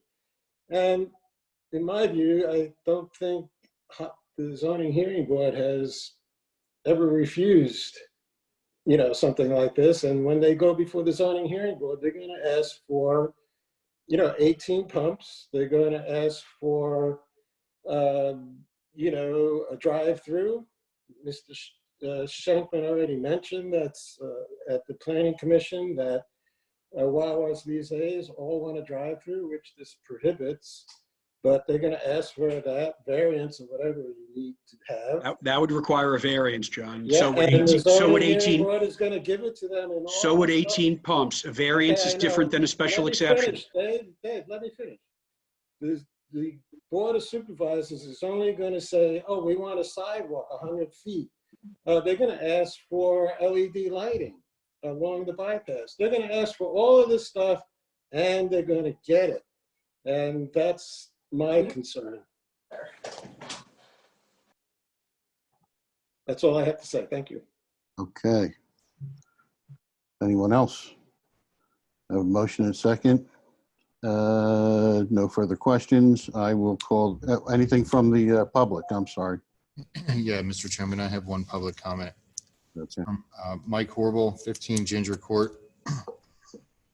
I urge you to reject this proposed E30 ordinance as it currently written because it does not put a limit on the number of potential fuel dispensers, leaving Newtown exposed to the possibility of a gas station with up to 11 fuel dispensers resulting in 22 fueling stations. Here's why. The proposed E30 requires a minimum lot area of 4 acres with the following footnote. 4 acres is required for 1 to 6 fuel dispensers for every additional dispenser. An additional 1 acre is required. The property is being considered for this the E30 is identified as tax parcel 291042.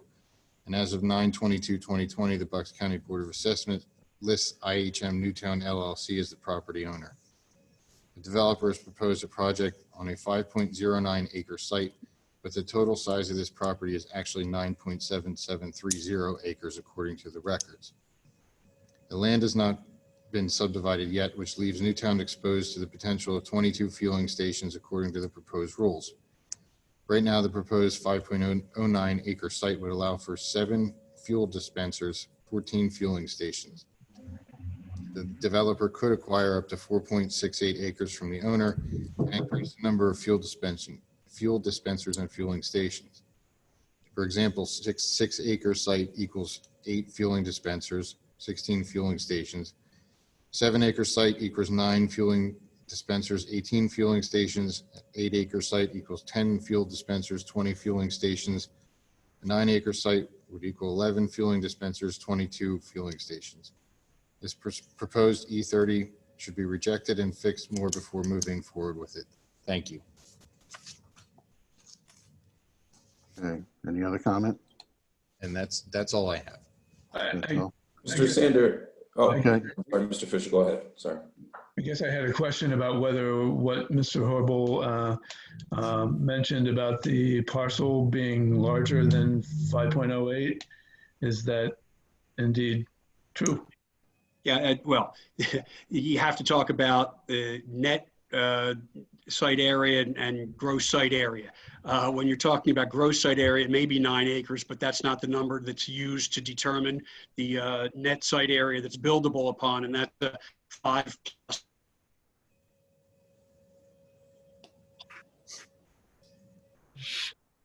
I think we lost him.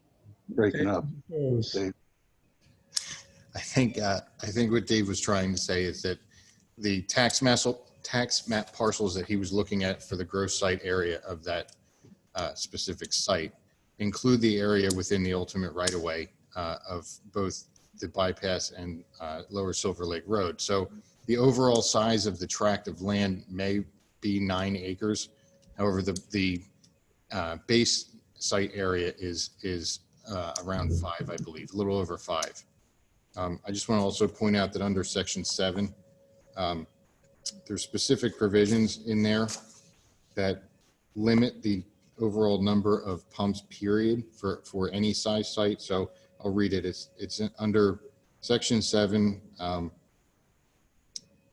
paragraph 3. 2 additional fueling dispensers shall be allowed in the OR district for a maximum of 8 fuel dispensers if the minimum lot area is achieved. So in turn, if you have, that limits the number of fueling stations to 8 total without a variance. Is that clear? It's clear, and I think it's too high. Okay. It's clear. I have to apologize. Technical difficulties. I was in the middle of speaking, and I'm not quite sure what Micah Been taken said. care of. Mr. Oxley, you had a question for Mr. Sander? Or? Yes, Mr. Sanders. So in terms of what Mr. Davis was alluding to in terms of, you know, one developer coming in and doing something in this particular part of the bypass, potential bypass area, what would stop, or is there, or would there be an opportunity for another developer to come in, or this current developer to come in and change what they've already agreed to, or based upon the ordinance that we'll have? Well, the minimum lot area is, minimum net lot area is 4 acres. And Okay. I know that a good deal of study was put in. The first thing we did when we were preparing this amendment was we looked at the size of parcels in the OR district. And I believe that this was the only parcel that was available that qualified. Now, Mr. Lewis, I don't want to make that sweeping representation if it's not 100% true, but I know that that lot area was determined based on looking at other lots in the OR. I know there's a neighboring lot that runs under the Pico lines up there, further up above on the berm along the bypass, accessible from Lower Silver Lake Road. But I don't know, I don't think that that meets the 4-acre requirement, and thus anybody who wants to use that would need a variance from the minimum lot size. Or would anybody who wishes to come into the OR and do this. There were, in previous drafts of the ordinance, it was permitted in the LI and OLI districts, but this board as a whole, majority of the board determined that that was not something that they wanted to see. They wanted to limit this use to the OR district, and thus the LI and the OLI were removed from consideration from the ordinance. So it's only permitted in the OR. Micah, do you have anything to add to that? You're on mute. Yeah, you're muted. You're muted. Sorry. Mr. Horville submitted a follow-up comment. He said the buildable area is not mentioned in the E30 proposal, which is correct. The net buildable area is not referred to. However, the minimum lot area is, and that's the area that excludes the right-of-way that I was discussing before. Right, and Provco had filed an original sketch plan way back that identified the property as 5-point-something acres. Yeah. 5.09, I believe. Yeah. And David, my issue with OR, if there are other parcels that are big enough, they could have buildings on it now, whatever. My whole thing is we're giving them the best, sweetest part of the township to put that kind of gas station. I'm saying make it unattractive, put it somewhere else, not on the bypass where. Oh, eliminate the OR and include LI and OLI or something like that. Yeah, I know there's a parcel right on the bypass that's, I think OLI, that if it was sold could easily be a gas station convenience store right on the bypass at, I think Penn's Trail and the bypass. Yeah, Team Bank. Thank you, Jerry. Yeah. This ordinance does not allow direct access to the bypass. So any access taken to something that would be developed on that 5+ acre parcel would access off of Lower Silver Lake Road and not directly onto the bypass. But Dave, that bank that Jerry mentioned, BBT Bank, I believe, isn't that already zoned commercial? I thought it was zoned OLI. I could be mistaken, Phil. I It's don't OLI. know offhand. Looking at the map, I think it's LI, but It's LI, the other- LI, it's a lie, yeah. LI. Properties that are listed along the bypass, which are very minimum, I don't even know if they fulfill the requirements for this ordinance. And the largest owner of property on the bypass happens to be Newtown Township with Upper Silver Lake Park. And we don't know how hard that is to get anything done on there. No. So again, the argument that we're going to be street road and Route 1 and so on is that's not going to happen. Also, in regards to, doesn't this ordinance also take into effect of the roadways that intersect such a business? I mean, doesn't it have to be like a major roadway with? At least one does. Maybe Jerry. Yeah, Jerry, do you? dealing with it. Yeah, one of the intersecting streets has to be a major thoroughfare, and there's several classifications for that. The second one doesn't have to be a major thoroughfare, but the other limitation is that it can't abut any developed residential zone. If there's a home there, you can't build this E30 next to it. Okay. That was another factor that was taken into consideration when we were looking at surrounding parcels that a use such as this might be able to occupy or file an application for. And there were a number of properties that would have violated that proximity to a residential use or zoning district, and therefore were not deemed to be viable. Yeah. And if I may respond to Kyle for 1 second, everyone. The problem with changing it from the OR to some other is that it doesn't address the substantive challenge issue, which addresses that parcel where an application has already been filed by Provco. So if we ignore that zone, they will pursue their challenge and likely be able to build there anyway. So this is the way to keep it the most restrictive possible, by limiting it basically to that zone and that lot and maybe one or two others. But if you remove that, they're going to get to build it anyway. yeah, I see what you're saying, but you could argue that across the street, Silver Lake, where the church is, there's enough land there. I mean, well, that's true, but Provco is unattractive as possible is what I was going for. No, I totally get it, Kyle. We've been arguing about this a long time. The problem is that they have already applied for that particular parcel of land through their substantive challenge. And if we don't allow that to happen into this new zoning, they can do it anyway. So what you're saying, Jerry, is if we don't pass this, we're going to be, I guess, have to go to court because they are holding back the court case until they get something satisfactory from us. And what you're saying is we're trying to settle this court case by passing this curative amendment. Well, not exactly. Not exactly. No, I disagree with that, John. Well, that's what I keep hearing. If we don't do this, we're going to be in court. We're going to be sued. We already are in court. Let me tell you where we are. We're not in court yet. We're not in court yet. Provco filed a substantive validity challenge. That is pending before the zoning hearing board.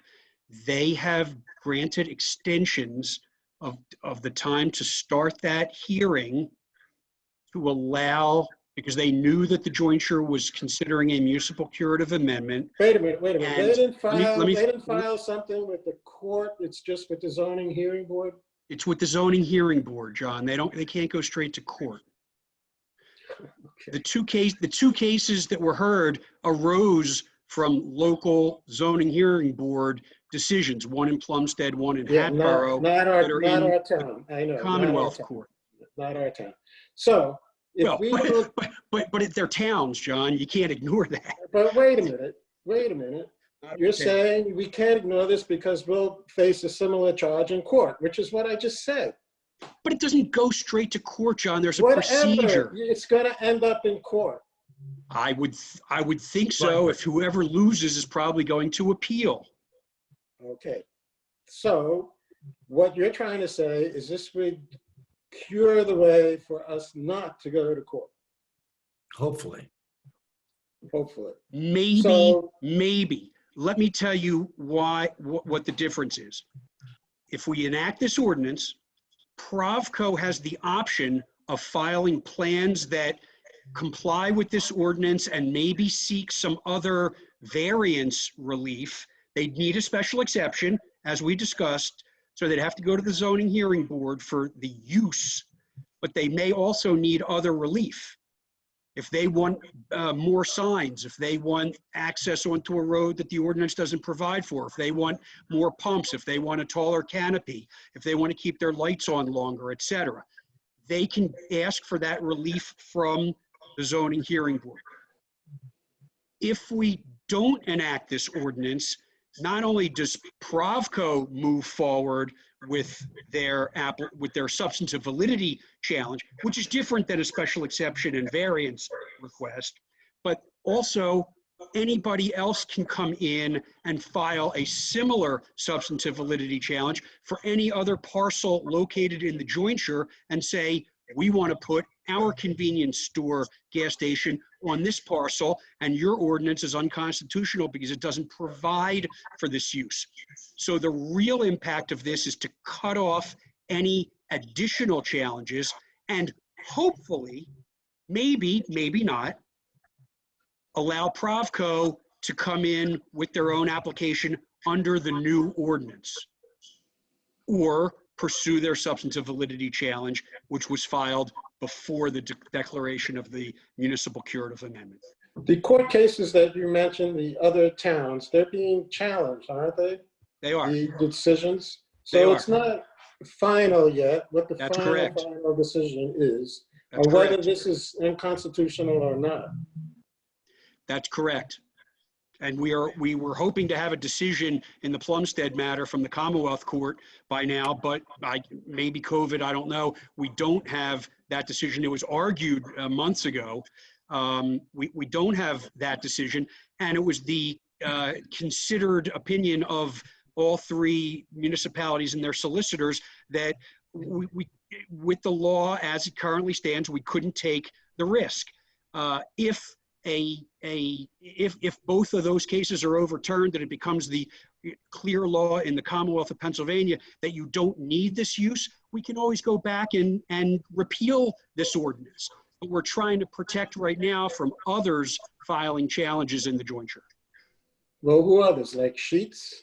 Like Sheets, like Royal Farms, like 7-Eleven has convenience store gas some places. I think the Lieutenant Governor prefers Sheets. Did you hear that? Phil named a couple others. Or mom and pop. Mr. Sander, let me ask you this. It sounds like we were looking to get some sort of benchmark from, I guess, Plumsteadville. And that hasn't happened yet. Is there an issue in kind of just holding off on this? Yes, there is, David, because there is a time limitation on enacting this ordinance. We were given 9 months from the declaration of the municipal cure back in December, and there was COVID time added to that, so that there's a drop dead date, which I think is November 14th. But if we don't enact it today and any changes are made to the ordinance will have to go back to all three jointure municipalities and their planning commissions and the Bucks County Planning Commission and be re-advertised for public hearings. And I talked to Mary Eberly today, who's currently serving as the solicitor to the jointure, and we agreed that it would have to require possibly a special meeting of all three of the municipalities, and we'd be pushing the time, which is why we left ourselves so much time in advance of that date to enact the ordinance. Okay, but hold it. You're presenting a case where we change this, but I would present a case where we might want to delay this so we get some more public input rather than doing it through these stupid Zoom meetings where we can't get adequate public comment. And, you know, that's what I'm trying to get at. And obviously, the board doesn't feel that way. So, you know, if that's not going to happen, I would vote no on this. Okay. Okay, and why don't we just call the question here? Is there, Mr. Chairman, is there any additional public comment? Oh, yeah, I'm sorry. You're muted. Sorry, I'm on mute again. I have two additional comments, both from Mr. Horrible. Mhm. What if the church across the street from the proposed site sells? If their property is big enough, that would meet the street requirements. And I don't disagree with his analysis. And I think Mr. Shankman also spoke of that site. The second of which, has our solicitor discussed the pending appeal case between Plumstead and Provco? Given the comments Mary Eberly made at the joint zoning council meeting recently, and Mary's comments, audio in John Mack's site, Mary mentioned that it was not looking good for Provco based on the conversation with Provco's attorney. Yeah, I've seen oral arguments and cases before courts look like they are extremely one-sided, where the court is just all over one side and giving every benefit to the other side. And guess what the decision is?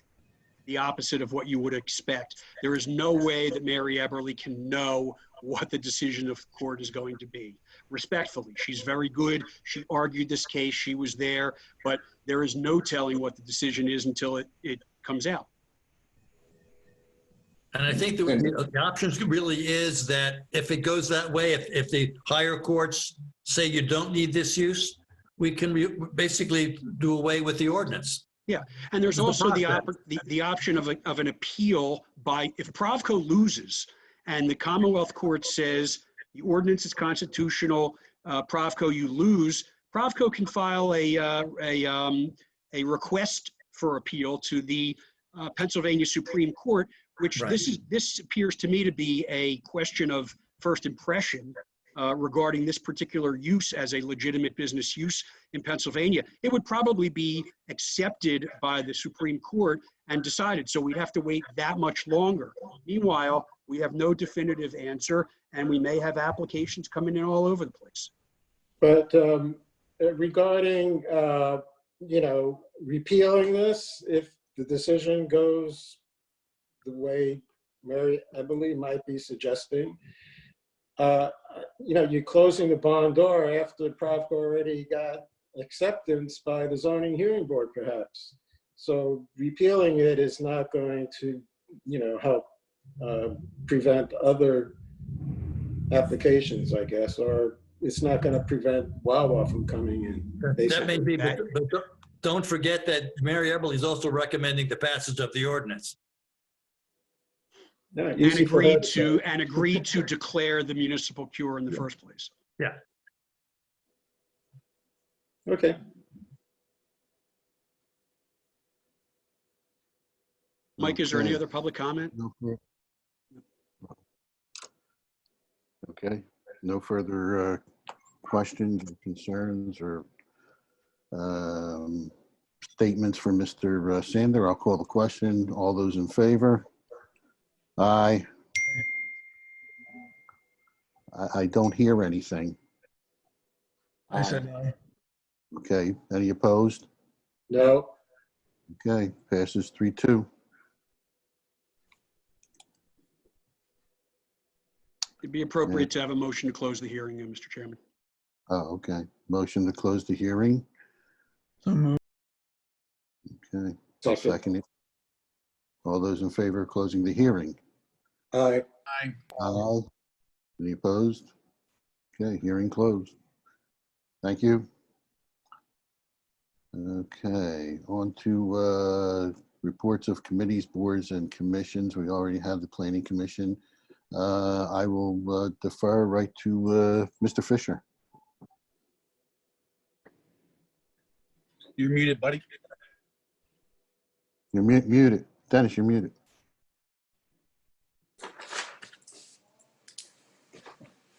Dennis. Trying to look at something on my Word document, and not being able to access my space bar. Anyway, one of my issues was discussed as part of the ESI report that we have asked Stephen Ray to come back and set up a meeting. So that's done. The other was I was just seeing in the patch yesterday that the CDC had some recommended guidelines for trick-or-treating for Halloween. And just wanted to actually advise folks out there who might be watching that maybe some communities want to get together and try to decide how they want to do trick-or-treating in a safer way. And I wondered if usually the township has a Halloween party sponsored by the rec department. What are the plans with that this year, if any? As of yesterday, with the news release of the CDC guidance that activities such as that shouldn't take place, we had to cancel it. Thank you. That's all I have. Okay, Mr. Mack. Well, I guess we shouldn't follow the CDC guidelines, which change every day. So I hope we come up with some good guidelines for citizens in Newtown. I attended the 14th of September Environmental Advisory Council, and they requested that that they get a line item in the budget of $250 to cover some minor miscellaneous expenses like creating signage, posters, holding public meetings, and so forth. So I'd like to just put that before the board or Mr. Lewis as we get into the budget season. They're interested in working with other EACs on projects. It was also, they decided to invite experts to their meetings to discuss issues like replacing street lights with LED or solar lights. They discussed a limited homeowners association forum in the future, perhaps related to native plants and invasives. They don't have a complete list of homeowners insurance, homeowners association contacts. I don't know if the township has any additional information that they can give them. So that's that. I also attended the Human Relations Commission on the 16th of September. And there were two new voting members, Kevin Antoine, who's the Chief Diversity and Inclusion Officer at the Bucks County Community College, and Nicole Adams, who's a doctoral candidate in education and educational leadership. And they attended, and they named Kara McCarthy, was elected as a non-voting member. They discussed a memorandum of understanding with the Pennsylvania Human Relations Commission, and I think Mr. Sander has this under review. Is that true, Dave? John, I apologize. What exactly are you referring to? There's a memorandum of understanding between our Human Relations Commission and the Pennsylvania Human Relations Commission on how they might handle any cases that came before them. Absolutely. You're still reviewing that. It is being reviewed, and I am leaning toward recommending it. And the reason there is because I believe that it gives the widest range of notice. If there's a state claim, they notify the local. If there's a local claim, they notify the state. And it also guarantees that a claimant has the right to go to court afterwards instead of just exhausting one remedy and not the other. They're put on notice of what they have to do to be able to qualify to go to court if there's a decision that they don't agree with. So I need to reach out to Carl Summerson of the PHRC, and that will be upcoming at a meeting, John. Great. Okay, I'll report that when they have their next meeting. The commission also supports what Bucks County Community College is hosting with the Peace Center, I believe. It's the Walking While Black, Love is the Answer a screening and discussion, which will happen tomorrow night. Unfortunately, registration for that is full, but I understand that some members of the Newtown Police Department will be attending the discussion sessions afterwards. So that's good to know.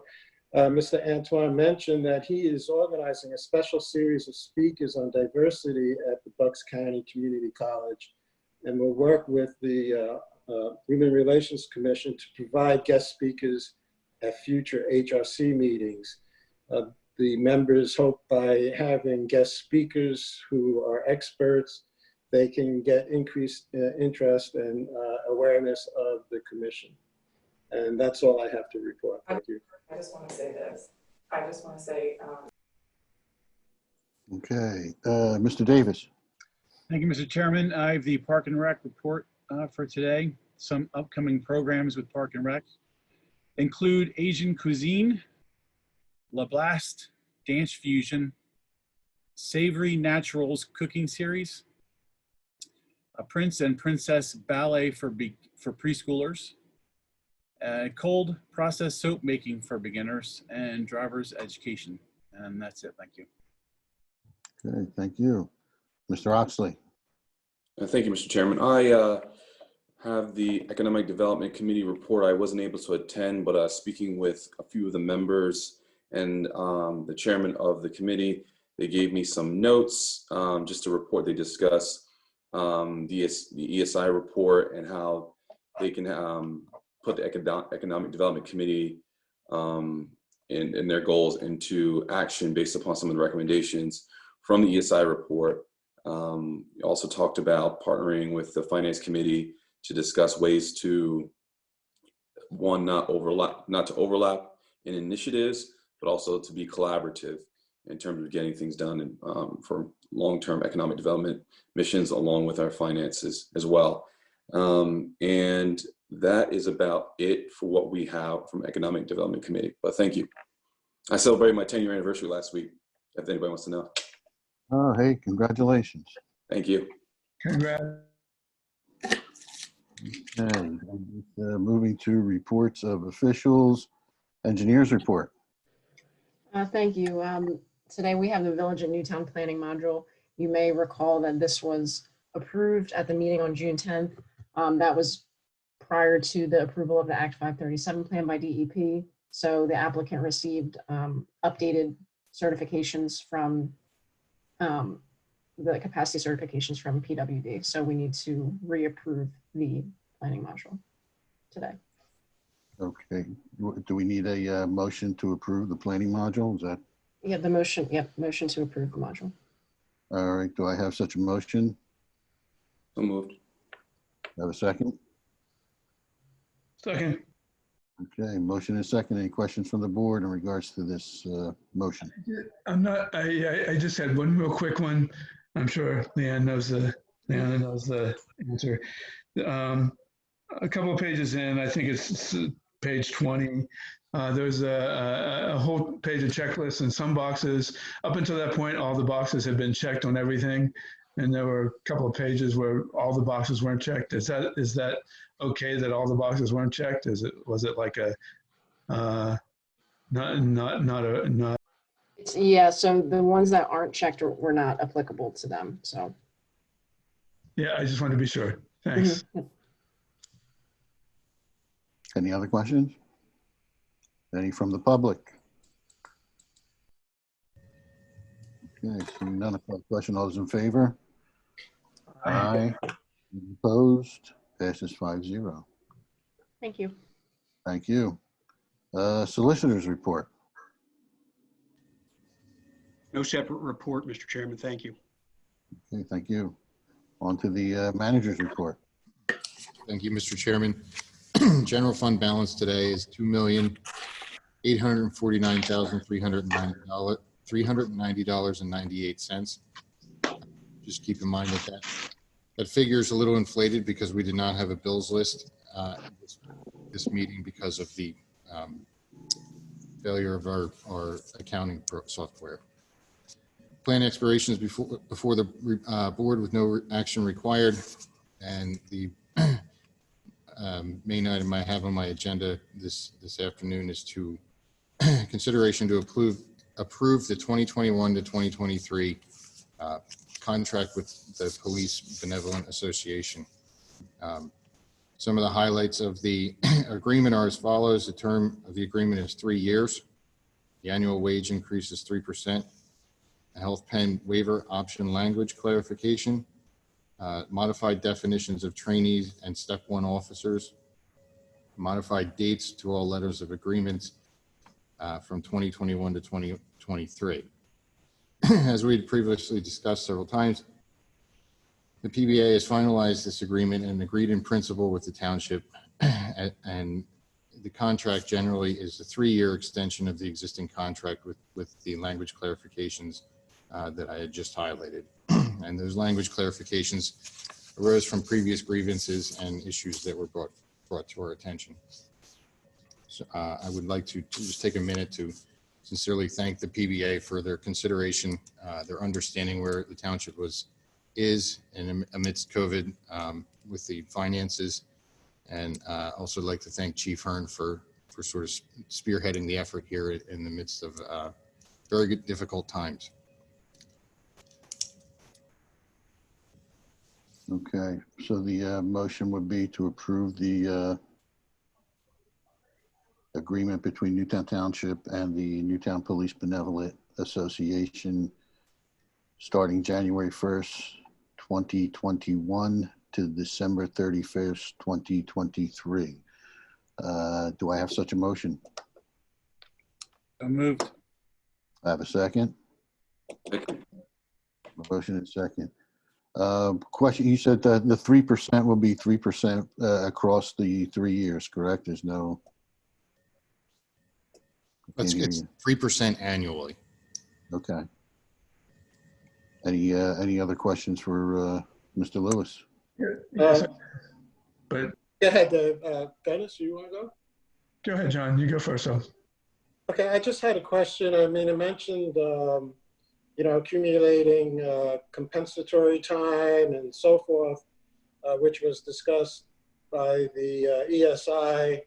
I'm wondering, do we have an estimate of how much overtime hours have accumulated to date? I mean, I think these are only calculated at the end of the year, but did we get an estimate of the dollar amount? I'm not quite aware of how much overtime the police department is actually spending. I have estimates. I don't have them in front of me. I can get them. I can tell you generally that those figures are down from this time last year. A lot of what has to do is a lot of people aren't going on vacation, so we don't have to backfill those time slots with overtime.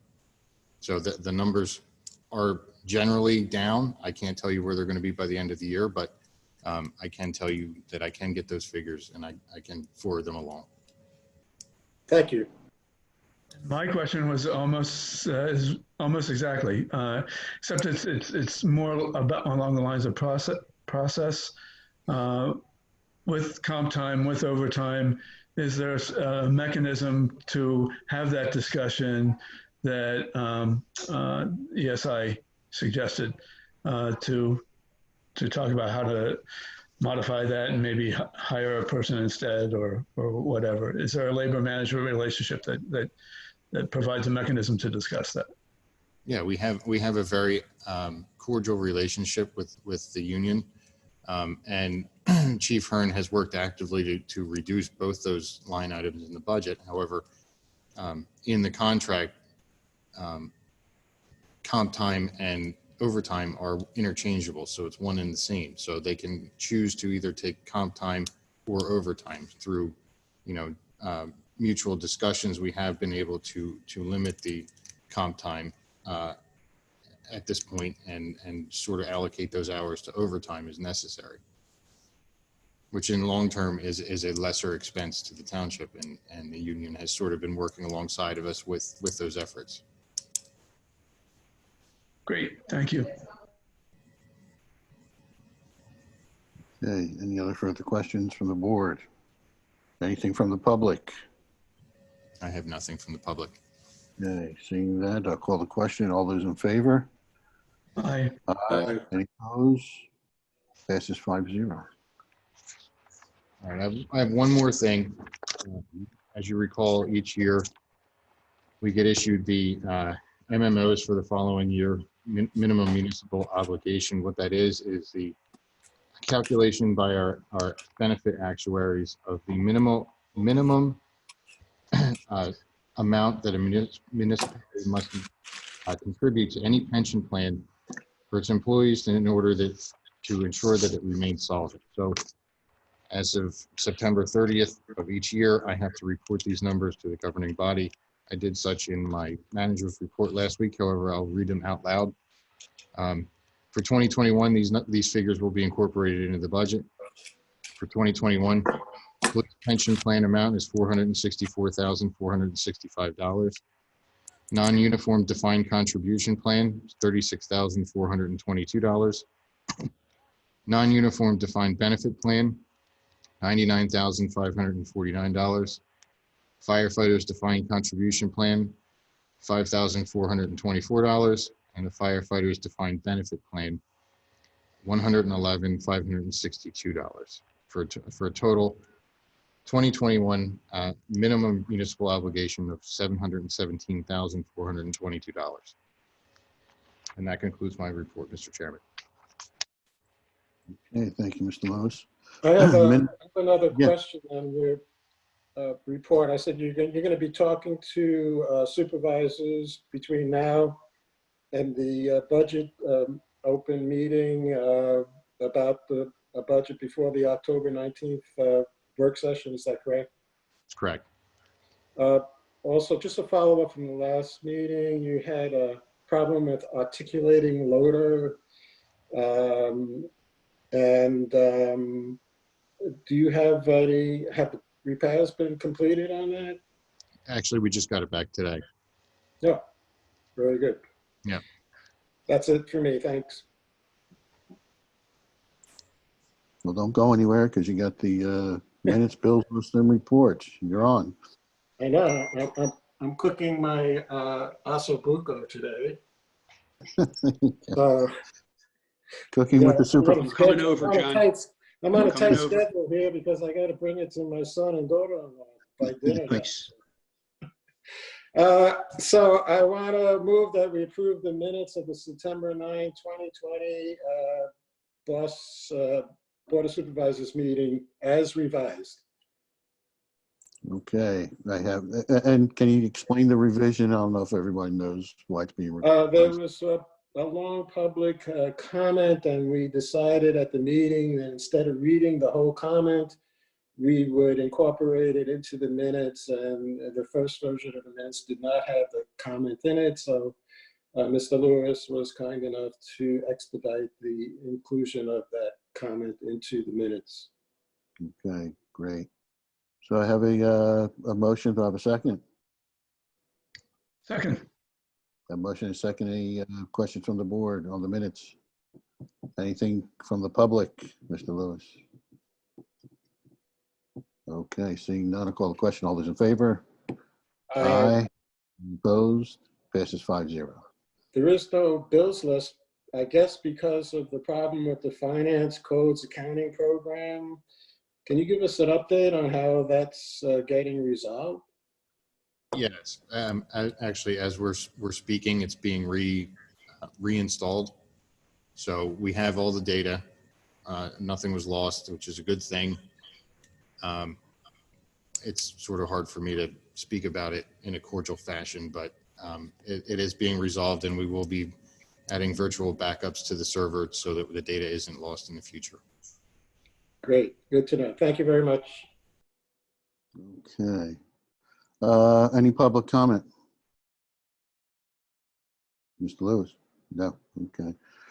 We'll go to old business, and under old business, I think Mr. Mack did send around a email a few days ago in regards to a public meeting, and I think his request was to poll the board, basically, if the board would like to go into public meetings or continue with Zooms.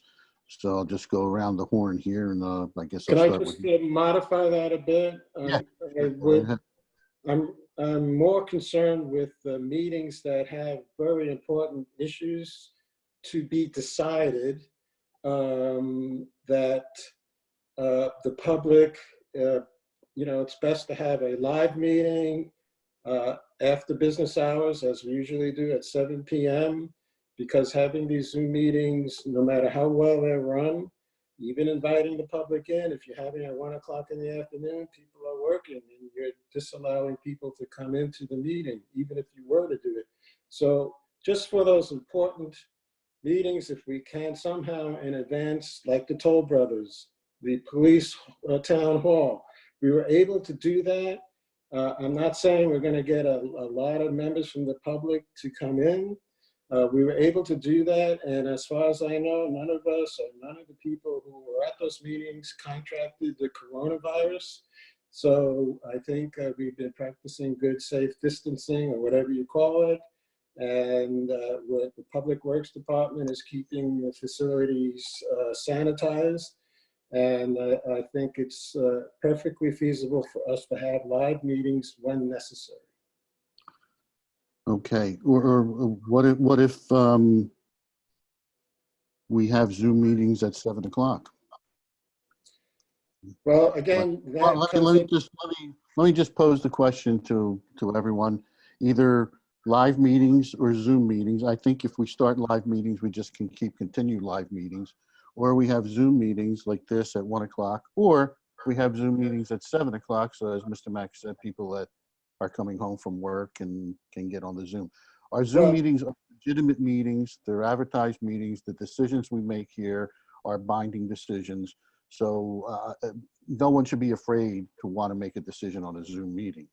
Yes, but the public cannot come in and participate, as each one of us are now participating, and have input into the meeting, as other townships are doing perfectly fine at night, and they're having the public come in and make comments in a Zoom meeting. If you can do that, I know yeah, I'm sorry, go ahead.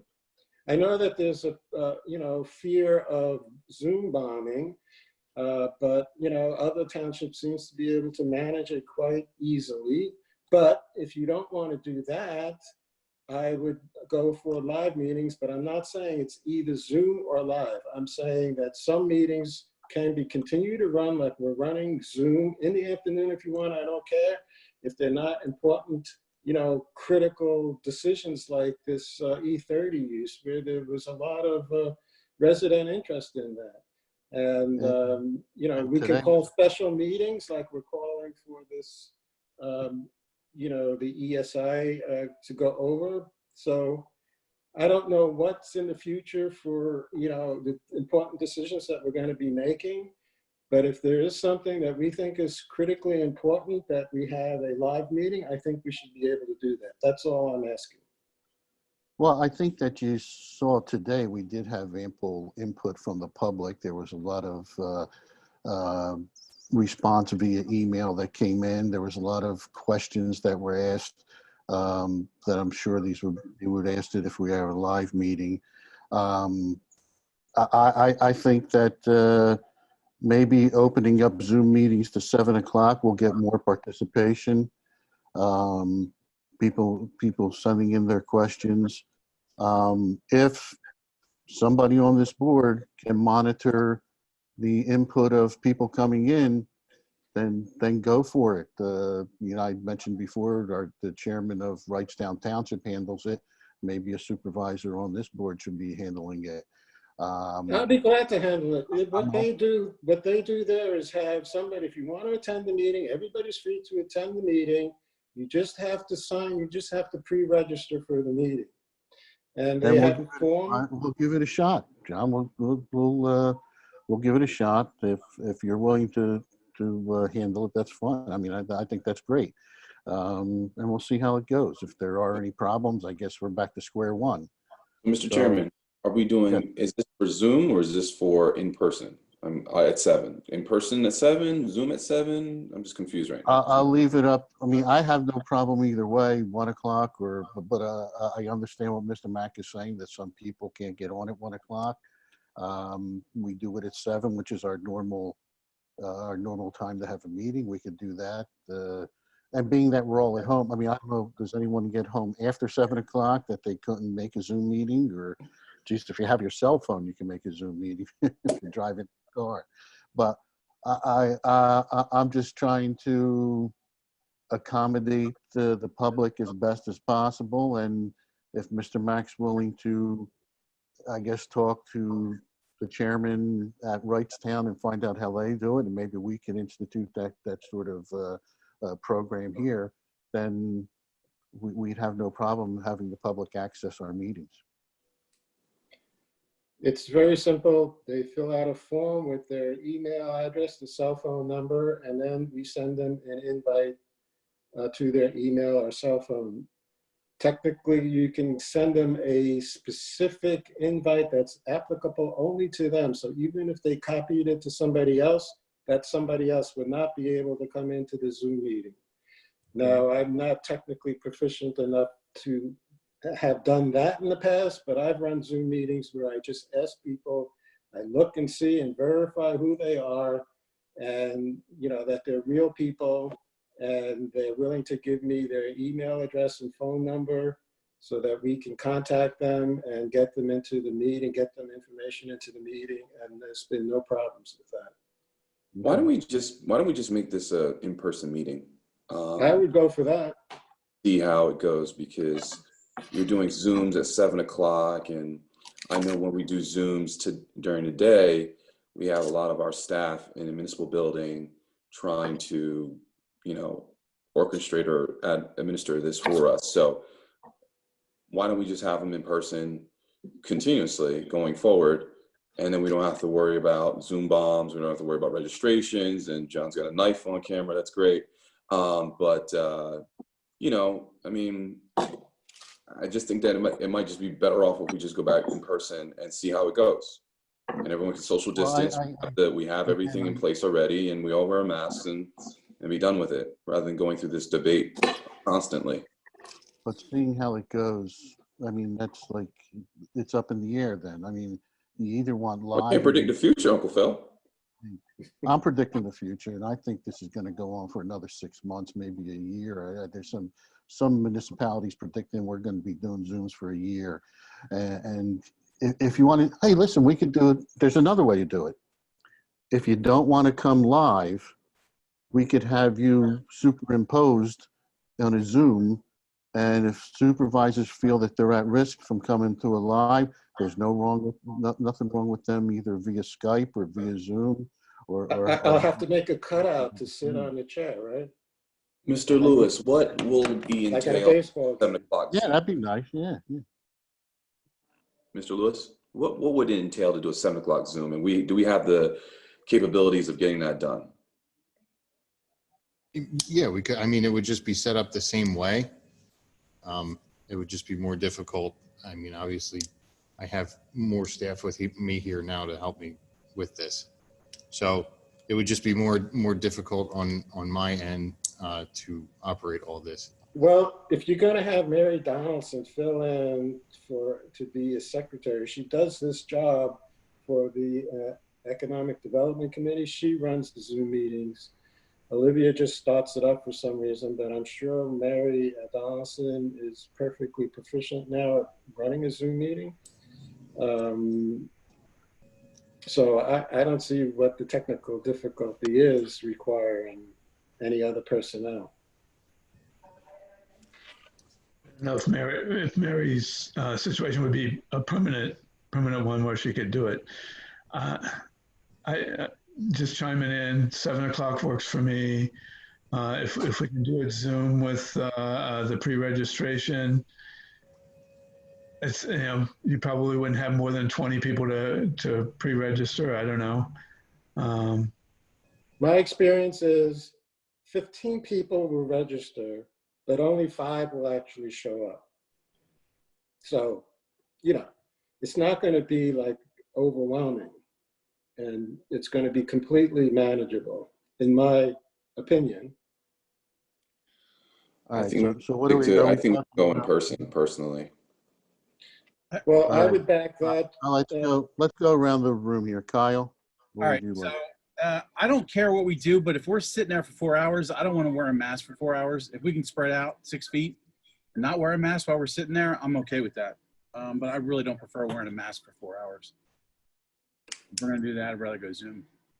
Dennis? Well, I think that's been done at other meetings, like the commissioners' meetings.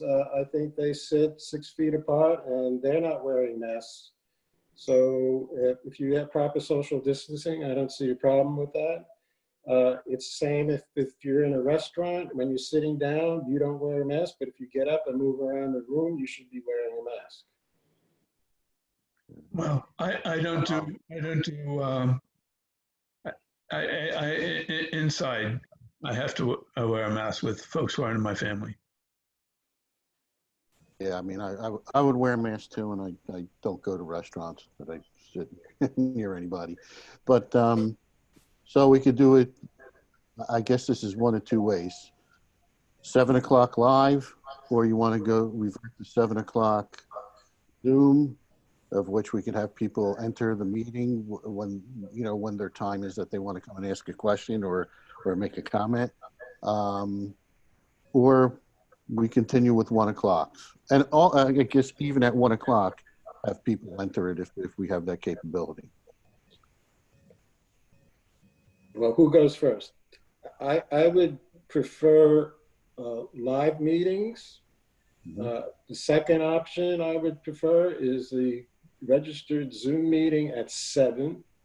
I would not even consider further Zoom meetings at 1 o'clock or during the working hours. Okay. David, you're all for live meetings at 7, correct? Is that what I got from you? Correct. Yes. Okay. Kai, you're okay with live meetings? You don't want to wear a mask? Yeah. Okay. Zoom at 7. All right. Dennis, For live meeting? Zoom meeting at 7, but I can do a live meeting at 7 and I'll wear a mask and other people won't, so. Okay. I'm okay with live meetings. I'll wear a mask. I definitely want 6 feet away from me on either side. And if that means on the ends, the professionals can sit at a different table, I think that should be done. I think Okay. we have the room for it, yeah. Yeah, and we got the extra tables, you know. The only thing we have to find out is we have the microphones to go to those tables. But we have a lot of time to figure that out. Okay, next meeting, Brian. Yeah, I'm sorry, Dennis, go ahead. I know it's our decision, but do the professionals have any say in it at all? No. Well, being that we pay them, I don't know what the... Well, I'll ask. I mean, Leanna, do you feel comfortable at a live meeting? Sorry, Leanne. Yeah, no, my opinion, no. Yeah, it's live is fine as long as we're spaced out. I will personally wear a mask. That's my thing. So. Mr. Sander? No comment. No comment. Okay. I'll be there. I'll be there. If the board decides that they want to go live, I will be there. Okay. Exactly. Gary, any input? Same. Absolutely. As long as they have some distance around me, I'm fine. All right, let's go live. Our next meeting, 7 o'clock. We'll all be there, and I'm sure we'll have to beat the crowd back that will be in the room. Thank you, Mr. Chairman. I think it's a good decision. We'll be just where we were in the past. Very few people, very little concern, but we are opening up to the public the way I think they would like to participate if they choose to do so. Yeah, I got you. All right. Well, that's old business. I guess that's old and new business, but any other new business? Could I just make sure that when I think we made at the last meeting a commitment to share the budget when it's in a shareable fashion with the finance committee, as long as so they could have a chance to look it over, as long as they, and I think our caveat was as long as they knew it wasn't a public document. Well, at the presentation of the budget, I believe there will be extra copies even for the public to take. So it's just a preliminary. It's not an approved, but we've always had people come and sit down in the audience and have a budget in their hands. So I don't see any reason why members of the finance committee cannot have, but it would be on that particular day. I don't, I'll leave that up to Mr. Lewis. If he wants to give it to them ahead of time, that will be his decision. Yeah. It's just the idea that you wanted to make sure that they had input in the budget. So just trying to give them. Well, we got October, November, and December, so they got a lot of time for input. Yeah, I mean, seeing the budget ahead of time without Mr. Lewis's presentation is just looking at numbers, which that's the budget anyway.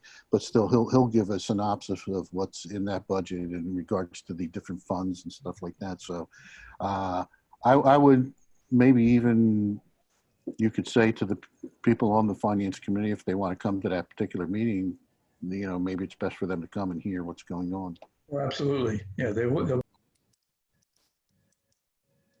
All right. Any other new business? Mr. Sander, we have any need for an executive session at this moment? No, we don't, Mr. Chairman. Okay. Question in regards to potential executive session before we have a meeting. I mean, we can have an executive session at any time. Correct. How would we go about being notified in regards to having a Zoom executive session?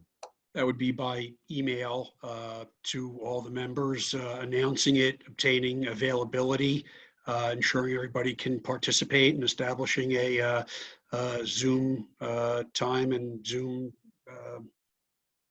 click-in, login information. Okay. I do anticipate, Mr. Chairman, that we will need an executive session between now and October 14th to discuss the Arcadia settlement matter. Oh, okay.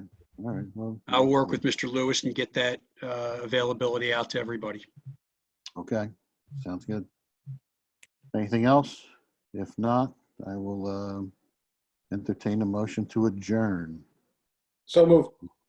All right.